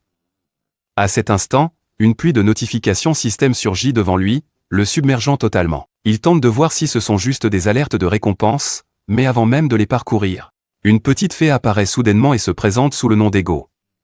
Elle dit qu'elle est l'assistante officielle du tutoriel et que, maintenant qu'il a fini sa quête principale, elle doit le guider pour le reste. Il devient nerveux et affirme que personne n'a jamais parlé d'un assistant pour le tutoriel. Il se demande si cela pourrait être exclusif à un événement lié à ses traits uniques de niveau X. La fée Ego sollicite gentiment l'autorisation pour débuter la collecte des récompenses. Une fois qu'il donne son accord, elle affiche un panneau pour choisir une amélioration précise des traits. Elle poursuit en disant que les améliorations de traits agissent comme des évolutions secondaires, et utiliser un améliorera les capacités d'une personne en ajoutant de nouvelles. Elle lui montre alors toutes les capacités actuelles de Joyon et lui demande d'en choisir une à améliorer. Notre garçon réfléchit et pense d'abord à améliorer sa compétence de revenu passif. Il pense que cela pourrait accroître les SP obtenus lors des attaques, mais réalise qu'il est encore trop faible. Il imagine ce qui aurait pu arriver si le raid s'était déroulé avant minuit, sans réinitialisation de ses compétences. Il pense qu'il n'aurait probablement pas pu battre Canal. Tout bien considéré, il pense que le meilleur choix est d'augmenter immédiatement ses compétences disponibles. Il opte pour l'amélioration de la copie de compétences et lui apporte un grand boost. Bien qu'il soit un peu déçu par la réduction à 2 parties, avoir 4 copies par jour lui redonne le sourire. Ses yeux brillent d'excitation à l'idée de peut-être augmenter ce nombre à 8 copies au lieu de 4. Ego lui propose de voir ses autres récompenses non réclamées. Et notre héros accepte sans hésiter. Il tire du coffre une épée qui provoque des explosions de feu. Comme il se retrouve avec un autre objet lié au feu, il est agacé par le fait que tout ce qu'il reçoit semble toujours être lié au feu. Et bien sûr, cette nouvelle épée ne fait pas exception. Ensuite, la boîte de récompense du maître des compétences de la quête principale lui redonne le sourire avec une généreuse quantité de SP. Et ce n'est pas tout, les surprises continuent. Il reçoit aussi une récompense bonus qui enrichit une de ses capacités avec un nouveau sous-trait. Et cette fois, il a plus d'options à choisir. Tout excité, il examine vite le butin du boss, impatient de voir de quoi il s'agit. Heureusement pour lui, l'objet s'avère être un collier maudit de Canal de grade SS, lui offrant un énorme boost de statistiques qui le laisse stupéfait. Il se dit que si le butin du boss est si impressionnant, sa compétence devait être encore plus redoutable. Curieux, il l'a vérifié, bien sûr. Il découvre que si les PV du boss avaient chuté sous 10%, l'ange déchu aurait restauré toute sa santé et augmenté ses statistiques de 50%. Rendant absolument impossible pour Juillon de le vaincre seul. C'est là qu'il voit que ses SP ont franchi les 20 000. Sans attendre, il investit ses points dans ses capacités, débutant par la compétence échantillon pour la sécurité. Il investit ses points successivement, se renforçant et s'affermissant à chaque amélioration. Et une fois qu'il a enfin terminé tout cela, il s'effondre sur le sol, satisfait et épuisé. Alors qu'il se repose, Ego annonce calmement que le véritable tutoriel va bientôt débuter. Elle lui demande s'il se rappelle la dernière ligne de la quête principale. Juillon pense un moment et se souvient vaguement d'un truc sur la survie de la Terre et de l'humanité. Il se tourne vers la fée et demande ce que ça veut dire. Ego lui explique sans détour que des envahisseurs interdimensionnels menacent de détruire son monde. Sur Terre, des soldats montent la garde devant le portail. Après le raid, Yezun, face à une foule de journalistes, explique que son équipe s'est fait sévèrement battre par les raiders qui ont débarqué et volé leur boss. Il mentionne que le boss a été vaincu, même si ces fous ont réussi à filer après le coup final. Un journaliste demande ce que le boss a lâché, et Esung répond que c'est sûrement un truc qui améliore les stats. Mais les questions répétées pour plus d'infos commencent à l'agacer. Il se retourne et dit à la foule curieuse qu'il n'a plus rien à ajouter. Installée chez elle, Fire Lady suit le direct sur son téléphone. Son frère mentionne calmement que le type qui a sauté pour la sauver serait probablement aplati comme une crêpe s'il avait affronté Eza en duel. En attendant, elle appelle Juillon pour en savoir plus sur lui, car même si sa tenue de mage est simple. Un feu magique capable de dégommer le boss d'un coup, c'est pas donné à tout le monde. Elle zappe son frère dès que l'appel passe, salue Juillon joyeusement et lui demande direct s'il est le mage qui l'a sauvé lors du raid. Il tente de l'éviter et de rester sous le radar, mais Fire Lady prouve qu'elle est futée en disant qu'elle l'a identifié grâce à son équipement et son allure de mâle bêta pathétique. Toujours en train de feindre, il lui répond calmement qu'elle n'était même pas présente lors du raid, et s'excuse de ne pas avoir pu aider lors d'une mission aussi dangereuse.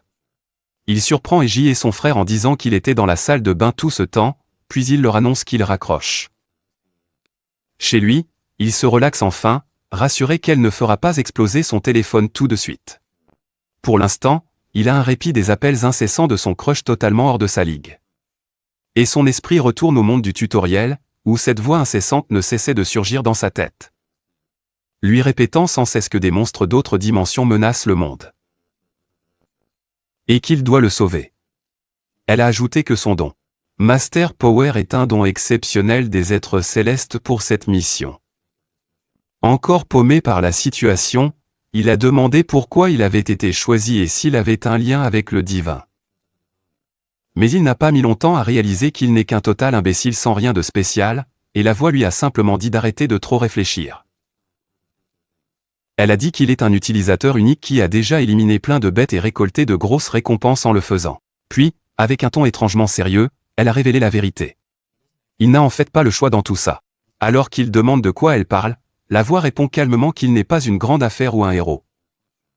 mais qu'il a juste des éclats divins comme héros désignés pour sauver le monde. Et l'utilisation de cette compétence surpuissante est entièrement son choix. Après avoir expliqué cela, elle lui demande s'il préfère profiter tranquillement de son talent pour gagner facilement, ou assumer la lourde responsabilité de sauver le monde pour le bien commun. Finalement, elle lui explique qu'il peut être un héros sans forcément prendre la voie la plus dure, et que c'est à lui de décider.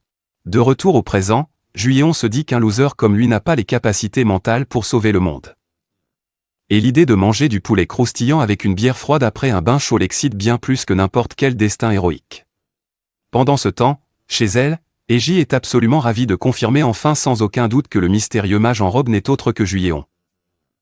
Car tout chez lui correspond parfaitement à leur maniaque du feu déchaîné. Son frère la regarde en silence pendant qu'elle affirme qu'elle doit le voir en personne pour être certaine. Il demande à sa sœur Canon pourquoi elle s'obsède sur un tel loser comme une ado. En montrant la section sur le mage de rang S, elle sourit et dit que des combattants comme eux risquent leur vie dans ces champs. Alors, pour atteindre le sommet, elle a besoin de ce mage fou à ses côtés. Cela ne le choque pas vraiment. Et avec un soupir fatigué, il marmonne qu'il en a marre de gérer sa petite sœur agaçante. Il lui dit que si elle veut vraiment survivre pour être numéro 1, peut-être qu'elle devrait cesser de foncer dans tout comme une dingue. Mais elle passe outre et réfléchit vite, cherchant à cerner qui est vraiment Juyeon. Elle est sûre qu'il ira ensuite à la grotte d'araignée de Randé, ce qui laisse son frère perplexe face à sa sœur, captivé par ses illusions. Le lendemain, il affiche un visage impassible en voyant Eiji parler calmement avec notre gars, venu vendre son butin. Sans hésiter, elle lui demande d'arrêter de faire semblant et d'avouer, affirmant qu'elle le connaît par cœur. Juyeon tente de faire le mec détendu, affirmant qu'il n'est qu'un simple soigneur du coin, mais elle n'est clairement pas dupe. En regardant sa sœur malmener cette pauvre excuse d'homme, son frère pousse enfin un long soupir et lève la main. Il dit à Juyeon qu'ils doivent y aller et qu'il paiera $500 de l'heure. Il l'entraîne, sachant que convaincre sa sœur est une perte de temps absolue.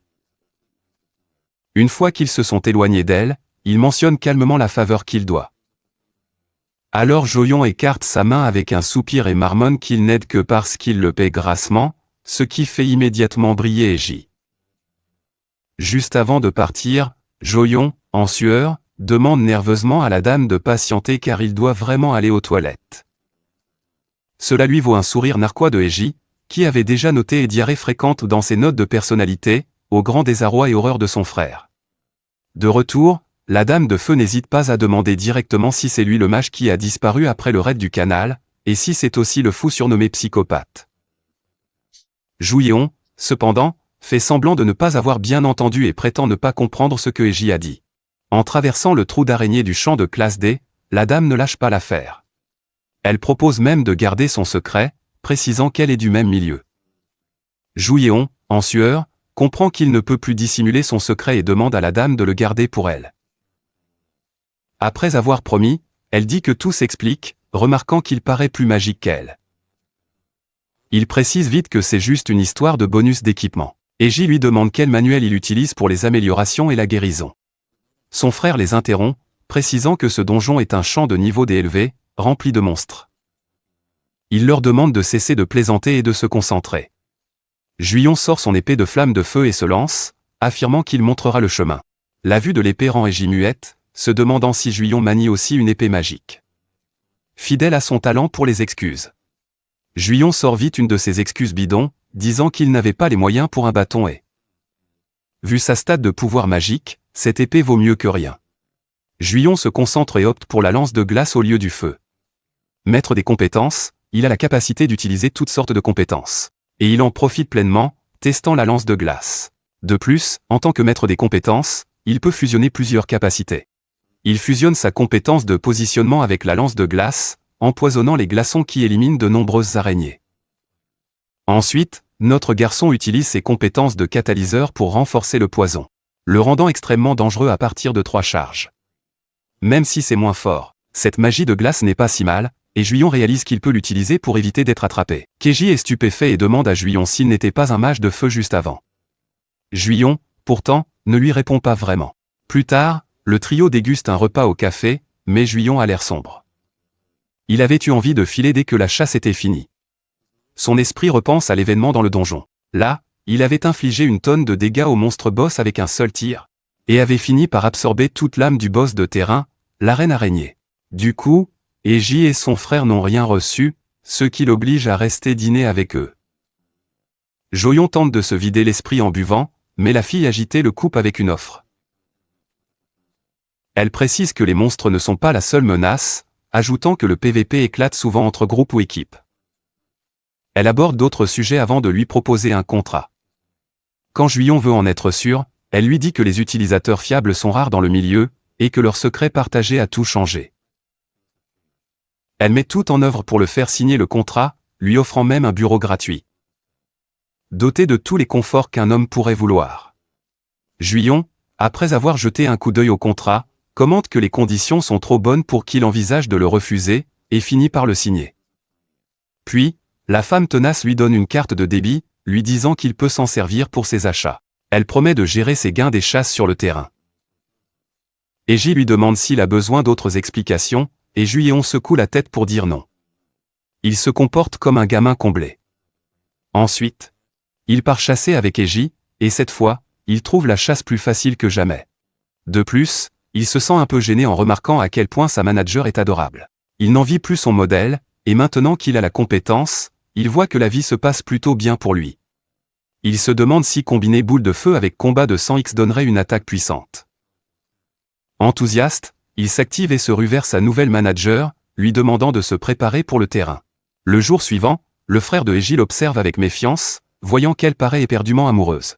Et lui demande si elle est vraiment sûre que Juyon peut gérer un champ de rancée avec juste 3 personnes.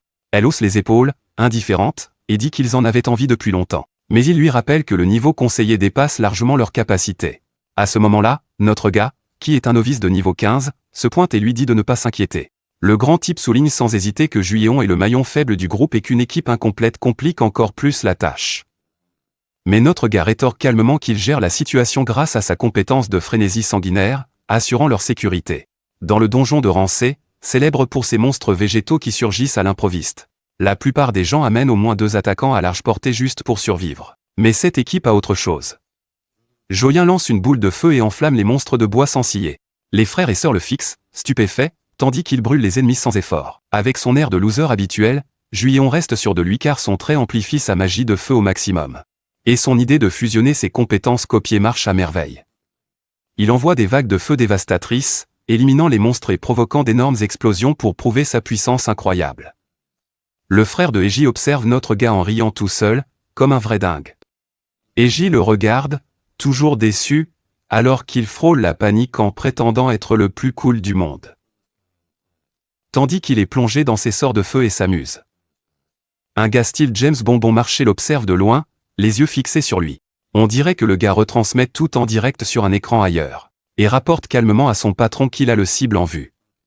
L'homme qui suit le stream est en réalité le chef du raid. Dès qu'il voit celui qui l'a contrarié, un sourire espiègle apparaît sur son visage, comme s'il l'attendait depuis toujours. En même temps, Juyon grille les monstres à la vapeur partout, laissant derrière lui des tas de trésors étincelants comme des rêves brisés. Il piétine les corps de ses ennemis sans y prêter attention, ramasse les trésors et rit intérieurement, surpris par la rapidité avec laquelle son niveau monte. Soudain, il aperçoit quelque chose de brillant et argenté au sol, l'attrape avec un sourire, sans vérifier si c'est un objet ou des déchets. Mais l'ambiance change rapidement lorsqu'il réalise qu'il tient ce qui ressemble à des restes humains, et finit par hurler comme une petite fille si fort que sa voix rebondit pratiquement jusqu'à Eiji et son frère. Voyant leur panique, ils accourent pour lui demander s'il va bien. Il leur dit vite qu'il y a un corps ici et qu'il a peut-être tué quelqu'un par accident. En y regardant de plus près, Eiji, en mode Sherlock Holmes, lui conseille de se détendre car le squelette est trop propre pour être récent. Elle suppose que le squelette appartient à un aventurier dépouillé, vu l'absence d'armure et d'armes. Après cela, elle propose calmement de tout rassembler et de partir vite, ce qui perturbe totalement Juyon par son air détendu. Lorsqu'il la fixe, perplexe, elle lui explique que les meurtres dans les donjons sont fréquents et, pire encore, impossibles à prouver. Étonné par tout ce qu'elle semble connaître, il lui demande si elle a déjà subi une telle attaque. Elle sourit et explique qu'elle a survécu, et que l'attaquant était de son groupe. Pendant qu'ils chassaient ensemble, le gars l'a brusquement attaqué par surprise pour s'emparer de cet objet spécial. Contrairement aux monstres, on ne peut jamais prévoir quand un coéquipier humain choisira de vous trahir et de vous voler. Pour détendre l'atmosphère, elle plaisante sur son charme irrésistible, affirmant que le type voulait sûrement plus que son équipement. Ensuite, Elle avoue avec désinvolture que c'était sa première fois à neutraliser quelqu'un. Le frère de Heiji la fixe en silence alors qu'elle hausse les épaules avec un sourire et plaisante en disant que les types louches comme ça méritent de se faire griller, donc ça ne l'a honnêtement pas trop dérangé quand c'est arrivé. À la fin de tout ça, elle dit à Jouyeon de dormir avec un œil ouvert, car il y a trop de cinglés dehors et qu'il devrait s'appuyer sur son beau-frère. Ignorant du fait que Jouyeon surpasse largement son frère en termes de capacité physique suffisant, Jouyeon affirme qu'il ne céderait qu'à quelque chose d'aussi terrifiant que Hanyul. Et elle rit, admettant qu'il a au moins le cran de le dire. Juste au moment où elle dit qu'elle est sérieuse, une petite bombe à phéromones tombe soudainement près de leurs pieds et libère un nuage de gaz enivrant qui les laisse instantanément tous les trois chancelants et faibles sur leurs jambes. Juste après, des monstres arboricoles effrayants s'approchent. Alors Shilbro s'élance pour défendre le groupe tel un véritable tank. Mais, intrépide comme toujours, Jouyeon l'ignore complètement et fonce droit sur les monstres comme un vrai chef, criant qu'il a la situation sous contrôle. Ce qu'il ignore, c'est que le pseudo James Bond a déjà son arbalète prête, avec un carreau visant directement Jouyeon. Peu après, le carreau est lancé et notre héros ressent le danger juste au moment de l'impact. Au lieu de le transpercer, la flèche en acier épais ricoche de façon comique sur sa peau, comme si elle avait heurté un mur de briques. Alors que les frères et sœurs paniquent, Jouyeon observe l'échec de l'assassinat et rit aux éclats. Raillant son soi-disant assassin pour avoir cru qu'une arme aussi dérisoire pourrait percer son corps robuste. Ce rire s'éteint vite, car une méchante série de débuffs de stupeur, ralentissement et douleur l'assaille soudainement, le jetant à terre. Tombant à genoux, il gémit de douleur tandis que les frères et sœurs restent figés.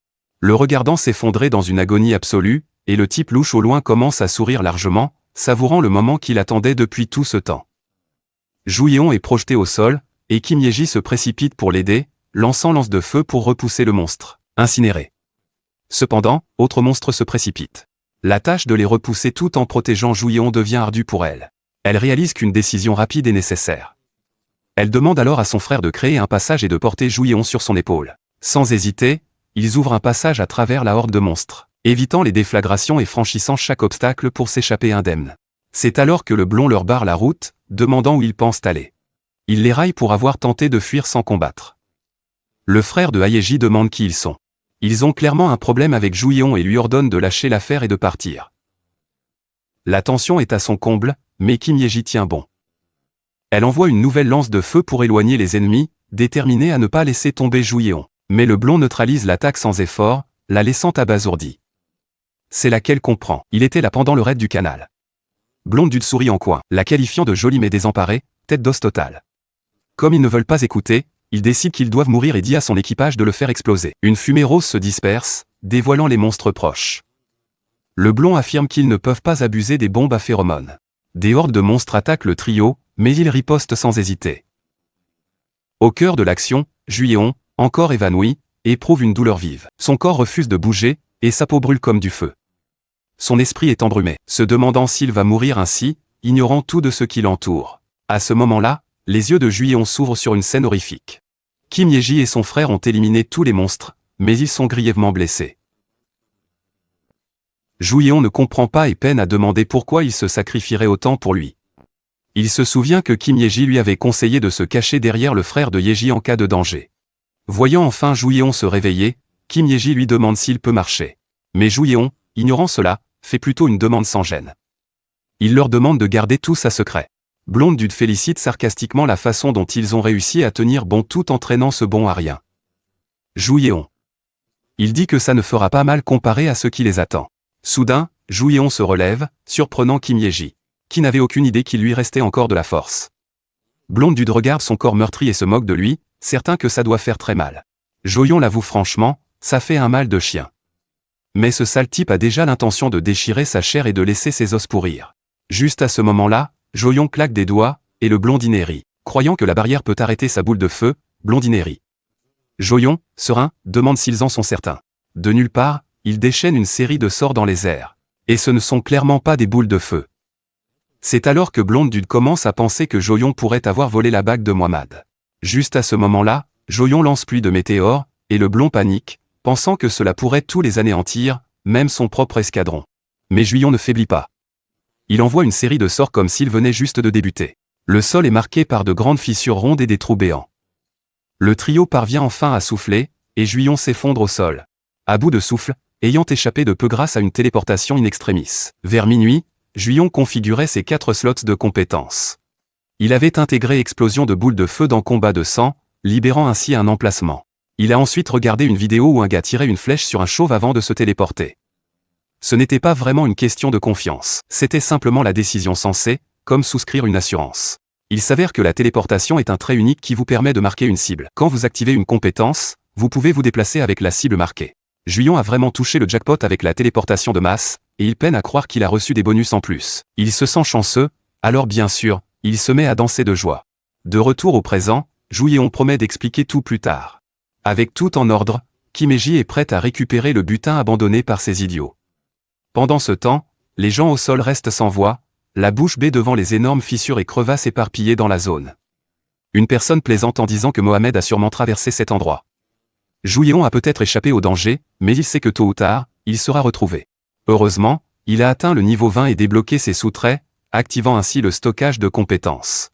Plus tard, Kim Yeji et le frère de Yeji écoutent Juyon expliquer ce qu'est le maître des compétences. Il dit que c'est une compétence de classe X qui lui permet de copier des compétences. C'est alors que commence à avoir du sens. Il réalise enfin que la guérison étrange de Juyon, ses dégâts importants et ses améliorations viennent de compétences copiées. Kim Yeji veut savoir s'il peut copier leurs compétences. Juyon confirme que c'est faisable, mais précise que jouer le tank sans équipement n'est pas efficace. Les yeux de Kim Yeji s'illuminent à l'idée du potentiel insensé de Juyon, se demandant jusqu'où il peut aller. Gêné, Juyon affirme que les détails sont confidentiels. Le frère de Yeji recentre la discussion en demandant à Juyon s'il sait qui les a attaqués. Juyon pense que c'est le même groupe du raid du canal, mais Kim Yeji est convaincu qu'ils sont de la guilde des raiders. Pour être plus précise, Kim Yeji évoque les rumeurs actuelles sur la guilde des raiders, réputée pour amasser des objets de boss. Juyon reconnaît les avoir déjà rencontrés. Kim Yeji partage son passé, disant qu'on lui a offert une place chez eux, à condition qu'elle utilise leurs objets de boss. Juyon s'interroge sur le lien avec le groupe PK. Elle décrit comment les assaillants avaient une collection d'objets de niveau boss, qui sont rares avec de faibles taux de chute, rendant presque impossible pour un seul groupe de tous les rassembler. Kim Yeji voit tout comme un réseau mondial, avec des racines et des branches interconnectées. En plus, leur chef est toujours inconnu, et avec les ennemis que Juyon s'est fait, il sait qu'il doit être très vigilant. Plus tard, en se détendant, Juyon pense à tout ce qu'il a provoqué récemment. Avec tous ces événements récents, il sent que son identité pourrait bientôt être dévoilée. Et cela le préoccupe énormément. Il doit se renforcer avant que cela ne se produise. Actuellement, il ne s'appuie que sur une compétence. Heureusement, son statut affiche environ 30 000 points de compétences, tous obtenus via les quêtes quotidiennes. Quoi qu'il arrive, Juyon veille à augmenter régulièrement ses points de compétences malgré les difficultés des quêtes quotidiennes. Il dépense 5 000 points pour améliorer un sous-trait unique appelé revenu passif au niveau 4, lui rapportant 1000 points de compétences chaque jour. Franchement, il aime juste l'idée que les points s'accumulent pendant qu'il est allongé sans rien faire. Pour les points restants, il choisit de booster la compétence qui lui a été la plus utile sur le terrain. Il améliore donc accord de trait au niveau 3. Dorénavant, chaque compétence copiée reçoit de traits uniques, et il peut en appliquer un. Même un trait de grade E améliore l'efficacité, et un trait de grade D est encore plus avantageux. Juyon explore le stockage de compétences. Un compte copie conserve une compétence, et les effets de grade bleu surpassent ceux de grade vert. Mais après utilisation, un compte de copie ne se recharge pas tout seul. S'il avait su cela plus tôt, il aurait sauvegardé combat de sang en permanence. Copier depuis des vidéos ne conserve que le niveau initial, et ça reste inchangé. Juyon sait précisément qu'il veut stocker résistance au changement. Une fois copié, utilisable sans limite. Liste inclut résistance au changement, pouvoir radieux, et combat de sang. Il compte poursuivre jusqu'à ce que ses compétences s'améliorent par copie. Il envisage aussi de prendre un repos bien mérité, mais cela ne dure pas. Mohamed rejoint le trio, et Juyon ignore la raison de sa présence. Sa retraite est interrompue par cette visite inattendue, et il s'avère que Mohamed allait là pour lui. Mohamed explique que les frasques de Juyon ont gagné en notoriété et causé des remous. Mais ils ont réglé ça, donc pas de souci. Kim Yeji veut absolument savoir pourquoi ils sont vraiment là. Mohamed demande leur opinion, précisant que les assaillants appartiennent à une guilde mondiale. La guilde des raiders, avec laquelle il est déjà en conflit, lui a permis d'obtenir ces informations. La guilde des raiders est en train de se regrouper au Ganjiam Resort pour dénicher un trésor caché par leur chef. Il ne peut pas intervenir directement, car ses actions attirent trop l'attention, rendant la mission très risquée. Son secrétaire écourte la réunion, et Mohamed leur laisse le choix de rester en sécurité ou d'aller éliminer l'ennemi. Deux équipes se sont alignées face à face quand soudain, de nulle part, une main apparaît soudainement. C'est une belle dame, tenant ce qui semble être la queue d'un dragon rouge. D'un coup, l'homme salue joyeusement mademoiselle Lin Shaolin, mais au lieu de répondre, elle lui tapote le front avec un sourire malicieux, le propulsant comme une fusée contre le mur. Elle le traite d'idiot sans se presser et lui dit que ses infos étaient totalement erronées. Il semble que l'ancien chef soit décédé, faisant d'elle la nouvelle leader des raiders. À cet instant précis, tout le monde s'incline devant Ling Xiaoling, n'ayant pas d'autre choix. Maintenant, elle veut qu'on l'appelle patronne et dissipe toute confusion immédiatement. Soudain, Ling Xiaoling prend les rênes de la guilde des raiders. Dès lors, elle dit aux subalternes que les schémas des monstres ont été suivis jusqu'au 20e étage et les laisse trier les matériaux des monstres. Elle s'enquiert de la situation de la faction du vieil homme et découvre que 98% des anciens partisans ont été éliminés, le reste sera bientôt réglé. Elle est ravie et leur demande de récupérer le trésor intact du vieil homme en Corée. Lin Shaoling affirme que l'époque où des gens sans pouvoir s'enrichissaient est terminée. C'est l'époque des super-pouvoirs, où seuls les audacieux qui défient le chef et dominent le terrain spécial méritent leur pouvoir, et elle seule détient le trône. Yu Juyeon s'amuse comme jamais au Gangnam Ski Resort pour la première fois. Même si ce n'est pas vraiment une zone de loisirs à cause des monstres qui rôdent. La neige est gelée en permanence, et les tempêtes de neige fréquentes ainsi que les routes glacées compliquent les déplacements, nuisant à la réputation du lieu. Kim Ye-ji souhaite simplement terminer la mission pour qu'il puisse en profiter, tandis que son frère trouve absurde qu'il ne soit que 3.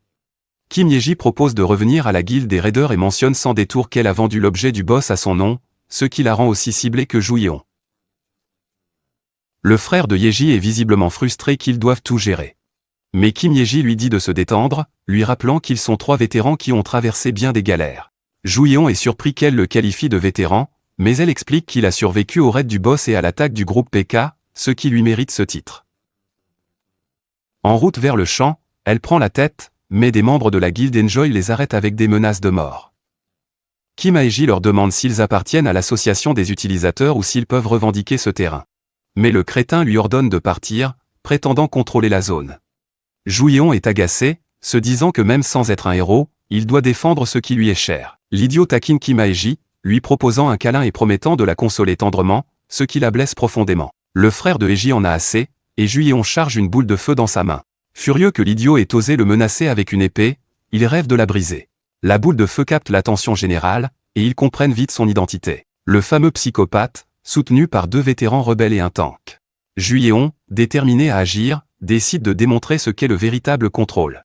Le sbire de la Enjoy Guild tremble, affirmant que leur guilde était là en premier. Mais Juyeon n'en a rien à faire. Il leur envoie la boule de feu, les surprenant. Ils sont stupéfaits que le fou ait vraiment lancé la boule. Juyeon les regarde, les prévenant que s'ils l'attaquent encore, ils sont condamnés. Kim Ye-ji et son frère notent à quel point il semble changer, incisif, confiant, et carrément dominant. Mais juste au moment où ils le disent à voix haute, le côté habituellement farfelu de Juyeon refait surface. Il trouve étrange de proférer des menaces, plaisantant que le chantage lui conviendrait mieux. Dans le périmètre, des monstres attaquent les membres de la Enjoy Guild, qui avaient pris le contrôle de la zone. Soudain, une boule de feu surgit de nulle part, les terrifiant. Un homme en cape blanche arrive et se dit chasseur. Le type de la Enjoy Guild dit que les étrangers ne sont pas autorisés ici, disant qu'elle est pleine de niveau 40 et propose de chercher ailleurs. Mais l'homme en blanc veut voir qui est réellement expulsé. Son équipe envahit le champ, éliminant les adversaires et ouvrant la voie. Greenwood admet qu'il n'avait pas compris la gestion du lieu par le Enjoy Guild. L'homme en blanc leur demande de se scinder en 2 groupes pour traquer et neutraliser toute menace sans pause. Ils visent à atteindre le sommet du champ pour dénicher le faux bracelet. Juyeon et Kim Ye-ji sont ravis et surexcités d'être à la station de ski. Pendant ce temps, le frère de Ye-ji reste réaliste et leur rappelle de se concentrer sur le vrai problème. Il souligne que le Raider Guild est plus qu'un simple groupe d'amateurs. Pour devancer les événements, ils doivent lancer une attaque préventive. De plus, ils n'ont toujours aucun moyen clair de distinguer le Enjoy Guild du Raider Guild. Juyeon fait remarquer que le Raider Guild se concentre sur la chasse au trésor et se soucie peu des points d'expérience des monstres. Ce détail inspire une idée malicieuse à Juyeon, et un sourire rusé apparaît sur son visage. En même temps, à la station de ski, une bombe à phéromones est lancée, et une épaisse fumée rose envahit la zone, surprenant tout le monde. Rapidement, une horde de monstres se rue vers les gens, semblable à une marée inarrêtable. De l'autre côté, Julian et ses compagnons observent le chaos en cours. Observant le spectacle majestueux mais terrifiant à distance, Julian saisit l'idée immédiatement. Se souvenant comment ces vauriens avaient utilisé la compétence de bombe à phéromones sur eux. Il est certain que c'est désagréable d'être de l'autre côté cette fois-ci. Il observe le chaos avec un sourire, ressentant une légère satisfaction. Cependant, le frère de Yeji note qu'on ne peut pas être certain qu'ils sont les raiders. Mais Juyon explique au grand gars, comme s'il donnait une leçon, si ces idiots en bas ne fuient pas face à une horde de monstres et restent sur place, c'est forcément pour une raison. Il analyse la situation, soit il cherche à gagner de l'expérience, soit il vise quelque chose de vraiment précieux. Kim Yeji ajoute qu'à en juger par la façon dont ils utilisent leurs compétences, chacun d'eux est bien au-dessus du niveau recommandé pour cette zone. Le frère de Yeji finit par comprendre. Si ce n'est pas pour l'expérience, il doit y avoir une autre raison qui les garde ici. Sachant que leur objectif n'est pas les monstres, il décide de les suivre et d'ajouter un petit bonus avant de partir. Joyon jette une bombe dans le chaos, tandis que Kim Yeji se demande si Joyon a toujours été ainsi ou s'il a changé. En même temps, Greenwood cherche la position sur la carte et se dirige vers la grotte. Jouyeon réussit brillamment à localiser le groupe de monstres du Raider Guild grâce à son plan astucieux. Jouyeon avait prévu un atout spécial pour des situations comme celle-ci. Il ressent quelque chose d'étrange. Planifiant une embuscade massive pour ceux qui ont essayé de le tuer. Il ne comprend pas pourquoi il se sent si calme. Soudain, Kim Yeji vérifie s'il va bien. Joyon la rassure, conscient qu'ils doivent rester concentrés et ne pas s'égarer dans leurs pensées. Puis, il se rend compte qu'il n'avait jamais imaginé que les monstres pouvaient surgir si spontanément. Volontaire pour la reconnaissance et se planquer ici était une bonne idée. Son acolyte approuve, remarquant qu'il y avait trop de monde pour déplacer un objet. Les mobs ont été stoppés. Soudain, une attaque surprise à l'arbalète prend tout le monde au dépourvu. Les flèches sifflent dans les airs, et un type demande qui ils sont, agacé car, bien qu'il ait esquivé, il a quand même été atteint.